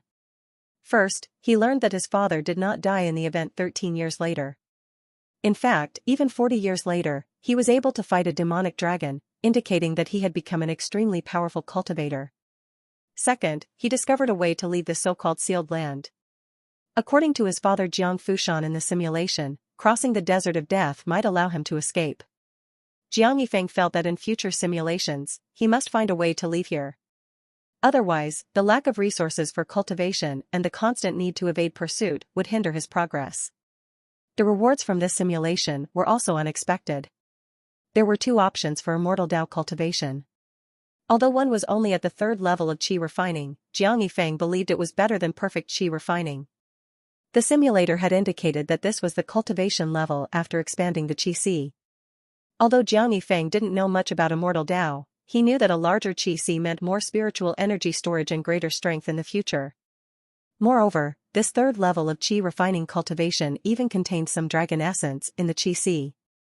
Jiang Yifeng didn't know what dragon essence was, but he believed it was related to the dragon egg he absorbed in the simulation. Anything related to dragons couldn't be weak, right? So Jiang Yifeng didn't need to think much, he had to choose this third level of qi refining cultivation. Choosing this would make his path in immortal Dao more powerful and longer lasting. As for the other reward, he could put off the heavenly profound art for now. In reality, he wouldn't actively cultivate or fight, so the immortal Dao mental cultivation method wasn't urgent. That left him with a choice between luck +1 and martial Dao cultivation. Jiang Yifeng felt that the luck +1 talent might be useful, but also might not be. It was hard to judge. It might have been useful in finding the dragon egg this time, but it didn't prevent his death. In the end, Jiang Yifeng shook his head and made his choice. I choose martial Dao cultivation, 9th level of condensing core realm, and immortal Dao cultivation, 3rd level of qi refining. Jiang Yifeng felt that luck +1, a blue talent, might be useful occasionally, but not consistently. Strength was more important. Ding, martial Dao cultivation, 9th level of condensing core realm, extracted successfully, 9 million energy value deducted, remaining energy value, 12.6 billion. Ding, immortal Dao cultivation, 3rd level of qi refining, extracted successfully, 100 million energy value deducted, remaining energy value, 12.5 billion. After choosing his rewards, Jiang Yifeng immediately felt changes in his body and qi. He could clearly sense the increase in his strength. A few seconds later, the enhancement was complete, and Jiang Yifeng felt an overwhelming sense of invincibility. But his rationality quickly suppressed it. Soon, the simulator's upgrade prompt sounded. Ding, detected that the host has met the conditions for upgrading the simulator. Would you like to spend 1 billion energy value to upgrade? Upgrade. Jiang Yifeng responded immediately. No need to ask, he had been waiting for this. Ding, simulator upgraded to version 3.0, 1 billion energy value deducted, remaining energy value, 11.5 billion. Simulator version 3.0, green talent extraction removed, purple talent extraction added. New feature, host can choose an appropriate time to spend energy value for deep simulation, 10,000 energy value per hour. Note, death in deep simulation will not affect the host in reality. Deep simulation, a feature developed to enhance the host's state of mind, allowing the host's soul to enter a realistic simulation environment to experience the joys of cultivation and combat. Jiang Yifeng looked at the upgraded simulator and nodded in satisfaction. Not bad, he could finally extract purple talents. As for the deep simulation feature, Jiang Yifeng thought it was great. It could help him improve his state of mind and combat skills in the simulation. Currently, he had cultivation levels but no state of mind, no mental cultivation method, and no combat skills. If an unexpected situation arose, could he fight? The answer was definitely no. Even if he did, he would be a weakling. Jiang Yifeng was aware of this. He hadn't even exchanged for an immortal Dao mental cultivation method, so he didn't know how to circulate spiritual energy or fight. He had no intention of fighting in reality for now. But with the deep simulation feature, he could consider improving his combat skills when his cultivation level became stronger. For now, he wouldn't need it. In the simulations, the cultivators he encountered were all formidable. With his current cultivation level, encountering those cultivators would mean instant death. Deep simulation would only enhance his ability to die. Jiang Yifeng had already understood the upgraded functions of the simulator, so he didn't dwell on it further. He looked at the remaining 2 simulation attempts. Without hesitation, he silently chanted, "Start simulation." Consumed 1 simulation attempt, remaining attempts, 1. Extracting blue talent costs 100,000 energy value, extracting purple talent costs 1 million energy value. Please choose. Jiang Yifeng looked at the energy consumption and felt it was much less than he had anticipated. Previously, the energy value difference between extracting green talent and blue talent was 100-fold. Yet, extracting purple talent was only 10 times more than blue talent. This made Jiang Yifeng a bit puzzled and even worried if purple talent was not as powerful. Ding, green talent and blue talent are worlds apart. Green talent only affects ordinary people, while blue talent allows one to start cultivating and affects cultivators, hence the large energy consumption difference. The simulator seemed to sense Jiang Yifeng's thoughts and provided an explanation. Hearing this, Jiang Yifeng's anxious heart calmed down. He softly muttered, "Extract purple talent." Ding, 1 million energy value deducted, extracting purple talent. Remaining energy value, 11.5 billion. Congratulations, you have obtained purple talent, Thunderfire True Spiritual Root. Thunderfire True Spiritual Root, a mutated top-tier true spiritual root with both thunder and fire attributes. Ding, detected that the host already has 5 elements fake spiritual root. Replacing talent. Replacement complete. With the mutated Thunderfire True Spiritual Root, you are now a small genius in the immortal Tao. Yes, hit the jackpot. Jiang Yifeng excitedly pumped his fist. Looking at the Thunderfire True Spiritual Root talent he had drawn, his emotions surged. This spiritual root talent was exactly what he had been yearning for. The previous 5 elements fake spiritual root was truly garbage, no wonder the simulator marked it as the worst spiritual root. In his previous simulations, his immortal Tao cultivation progress was excruciatingly slow. But now, just from the description, this Thunderfire mutated true spiritual root was vastly superior. The simulator even marked him as a small genius in the immortal Tao with this root, making Jiang Yifeng quite eager. He couldn't wait to see the effects of this talent on the simulator. 90H simulation begins. You were dazed for a moment, realizing you had entered the simulation state. On the first day, you left Green Hill City under the cover of darkness. On the 3rd day, you arrived at the ruins of the Heavenly Profound Temple in the Evergreen Mountain Range. Upon arrival, you cleared the ruins, buried all the remains, and built exquisite tombstones. You also obtained the immortal Tao mental cultivation method, Heavenly Profound Art. After obtaining the Heavenly Profound Art, you couldn't wait to start cultivating, eager to see the effects of your new spiritual root talent. You took out a spirit stone from your storage ring, activated the mental cultivation method, and began cultivating. In just a moment, you completed 1 cycle of the technique, absorbing the spiritual energy from the spirit stone into your chi. In less than half an hour, the spirit stone turned to dust. You stared at the remaining powder in your hand, stunned. You remembered that with the 5 elements fake spiritual root, it took you 2 whole months to absorb a single spirit stone. Now, with the Thunderfire True Spiritual Root, it only took half an hour to absorb 1. In terms of efficiency, the difference was more than 1,000-fold. This made you realize that cultivation indeed depends on talent. Even those protagonists in past life novels who could rise from being nobodies, how many were truly nobodies? They were just temporarily down on their luck. With an excellent cultivation spiritual root, you naturally wouldn't waste it. You spent every day diligently cultivating. A month passed in the blink of an eye. Besides practicing an unnamed technique once a day, you spent most of your time cultivating the immortal Tao. In a month, you skyrocketed from the 3rd level of Qi refining to perfect Qi refining. Keep in mind, this was with your Qi expanded several times. If your Qi hadn't been expanded, it would have taken you less than 10 days to go from the 3rd level of Qi refining to perfect Qi refining. 10 days to catch up to the decades of progress in your previous simulations. This speed was beyond your wildest dreams. In the 2nd month, you compressed all the spiritual energy in your Qi into liquid form.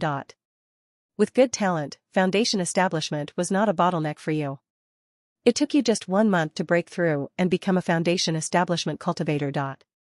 You were puzzled that the dragon energy in your Qi didn't merge with the spiritual energy and couldn't be controlled, remaining separate. However, since it didn't hinder your breakthrough, you didn't pay much attention to it.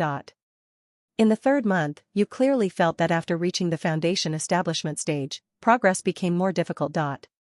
In a month, you only broke through one minor realm, reaching the second level of foundation establishment, still some distance from the third level. This month, you also encountered a more troublesome issue.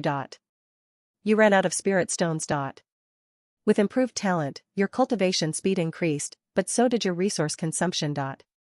In just 3 months, you consumed 1,800 spirit stones, leaving you with only 200. With no solution, you continued cultivating. 10 days later, you exhausted your spirit stones, and your immortal Tao cultivation just reached the third level of foundation establishment. Without spirit stones, you felt your cultivation progress slow down significantly.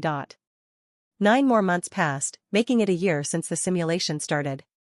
Your immortal Tao cultivation broke through one minor realm, reaching the fourth level of foundation establishment. This made you realize the importance of cultivation resources again. With enough spirit stones, breaking through a minor realm took only a month, but without resources, it took several times longer. In the second year, you felt the time needed for breakthroughs increasing.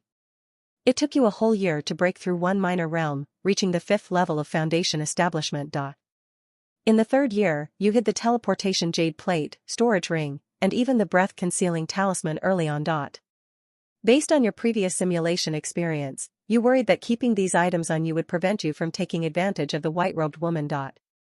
2 months after hiding these items, a white-robed woman appeared at the ruins. You felt a bit excited, thinking your spirit stone resources had finally arrived.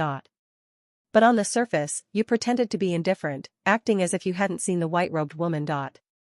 The white-robed woman glanced at you, then her expression turned stern, and she disappeared from her spot, reappearing in front of you. Before you could react, she grabbed your neck. The sudden change caught you off guard. You couldn't understand what went wrong in this simulation. In previous simulations, although the white-robed woman had checked your cultivation method, she had never acted directly. You couldn't figure out what was happening now. At this moment, you no longer have the luxury of overthinking.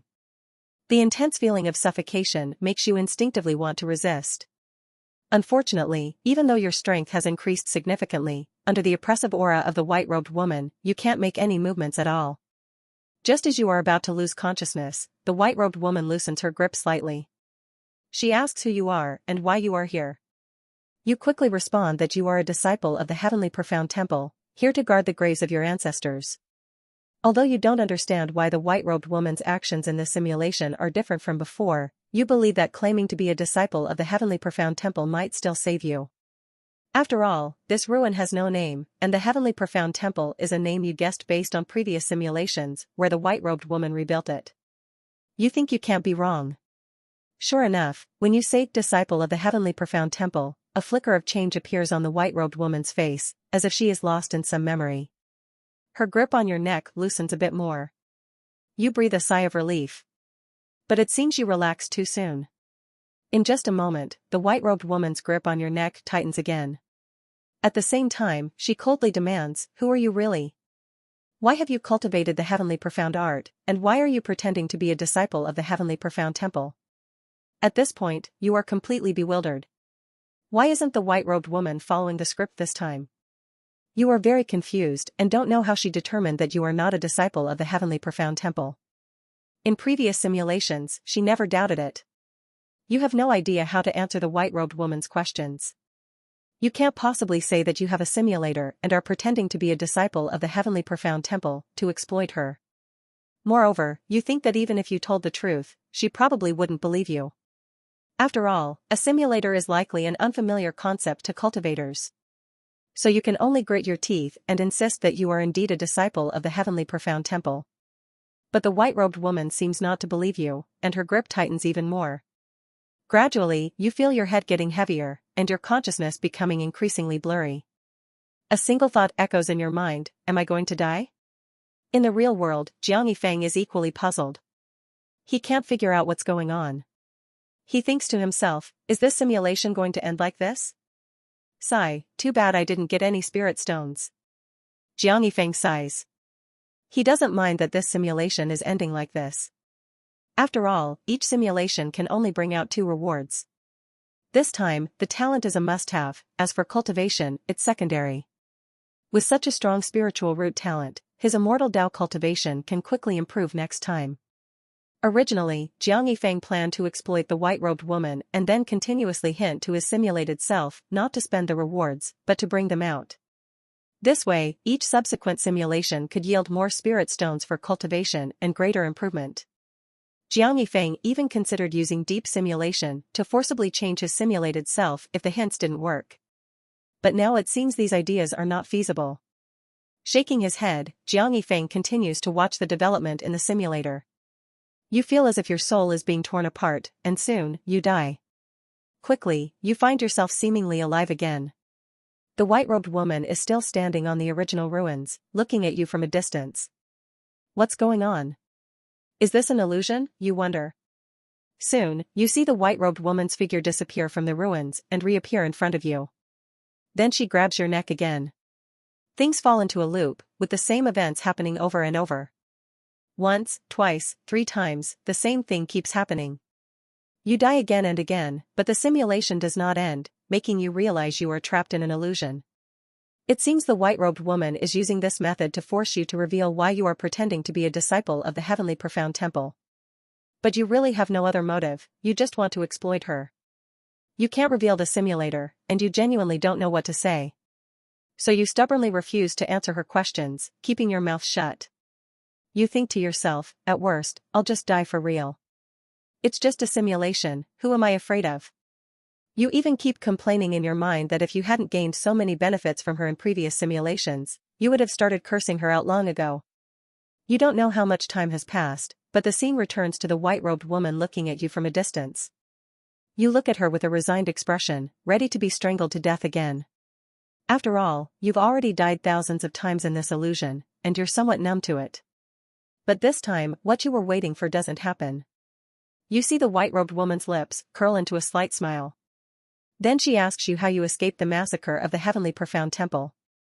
For a moment, your brain freezes, and you don't answer her question. The white-robed woman thinks you are angry about her previous actions, so she starts to explain. She says you have an exceptional spiritual root for cultivation, and logically, you couldn't have escaped the massacre of the Heavenly Profound Temple. Those who attacked the Heavenly Profound Temple wouldn't let a talented disciple like you survive, which is why she was suspicious. Hearing the white-robed woman's words, you understand. It turns out the changes in this simulation were triggered by your new talent. But you think the white-robed woman has a point. You think that if you were the one carrying out the massacre, you wouldn't let a talented disciple from that sect survive either. If they cultivated successfully and came back for revenge, wouldn't that be leaving a hidden danger for yourself? Previously, you had a 5 elements fake spiritual root, a poor talent that would only allow you to reach the chi refining period at best after a lifetime of cultivation. A disciple with such poor talent surviving the massacre seems more reasonable. Understanding is one thing, but you still don't know how to answer her question about how you escaped the massacre. So you retort, didn't they leave you alone too? Normally, you wouldn't dare say such a thing. But after being killed repeatedly in the illusion by the white-robed woman, you harbor some resentment and blurt it out. But as soon as you say it, you regret it because you realize that the white-robed woman might not belong to the Heavenly Profound Temple. Although in previous simulations, she mentioned that this was her senior brother's sect, it doesn't prove that she belongs to the Heavenly Profound Temple. After all, her senior brother might have left the sect and established his own. Otherwise, how could those who destroyed the Heavenly Profound Temple allow such a powerful figure like the white-robed woman to remain free? Moreover, the white-robed woman only came to check on the Heavenly Profound Temple after learning it was destroyed, which doesn't align with being a disciple of the sect. Sure enough, after your retort, the white-robed woman's gaze once again fills with suspicion. Seeing the situation, you silently curse in your heart, this is bad. Your brain is working at lightning speed, trying to come up with a way to make up for the mistake you just made. You nervously look at the white-robed woman in front of you and notice that her expression is becoming increasingly off. At that moment, you suddenly recall those tragic romance novels from your past life, where the junior sister often secretly loves the senior brother. So, you grit your teeth and muster the courage to say, actually, I've seen many paintings in Master's room, and the person in the paintings is you.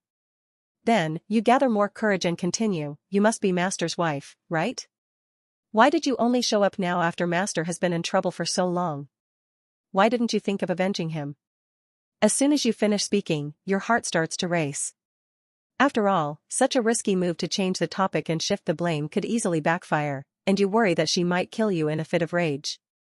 Right now, you're taking a gamble, hoping for some luck. If this white-robed woman really has feelings for her senior brother, you think there's a good chance she'll be misled by your words. But whether she truly has special feelings for her senior brother, you have no idea. Anyway, you're choosing to gamble now, and maybe you'll get it right. If you get it wrong, at worst, this simulation will end here. After you finish speaking, the white-robed woman shows a hint of helplessness on her face, as if she's lost in some memories. You feel that you might have gambled correctly. Because the white-robed woman doesn't trouble you anymore and doesn't ask you any more questions. In the following days, the white-robed woman continues to stay here.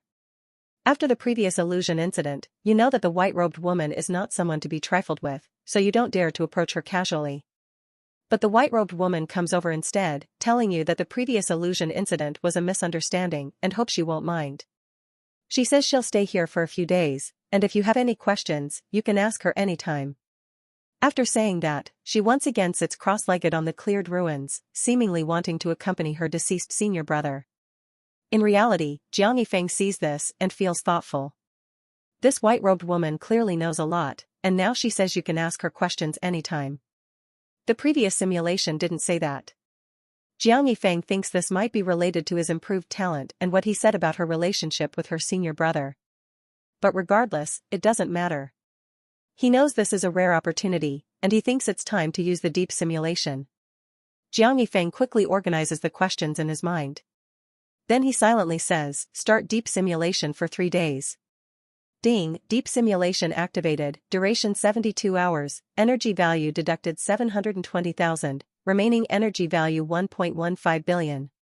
Reminder, once deep simulation starts, you can exit anytime, but the deducted energy value will not be refunded. As soon as the simulator's words fall, Jiang Yifeng feels the environment around him suddenly change. Just a moment ago, he was in a luxurious and bright bedroom, but now he's in a simple wooden hut. Jiang Yifeng realizes that he has entered the deep simulation. Filled with curiosity, he carefully observes the surroundings and finds that the wooden hut is surrounded by towering trees. Not far away, there's a cemetery and the cleared ruins. Jiang Yifeng takes a deep breath and steps out of the wooden hut. As soon as he steps out, he sees the beautiful woman in a white dress standing on the ruins. Her skin is as white and delicate as snow, her face is stunningly beautiful, and she looks very young, like a girl in her late teens.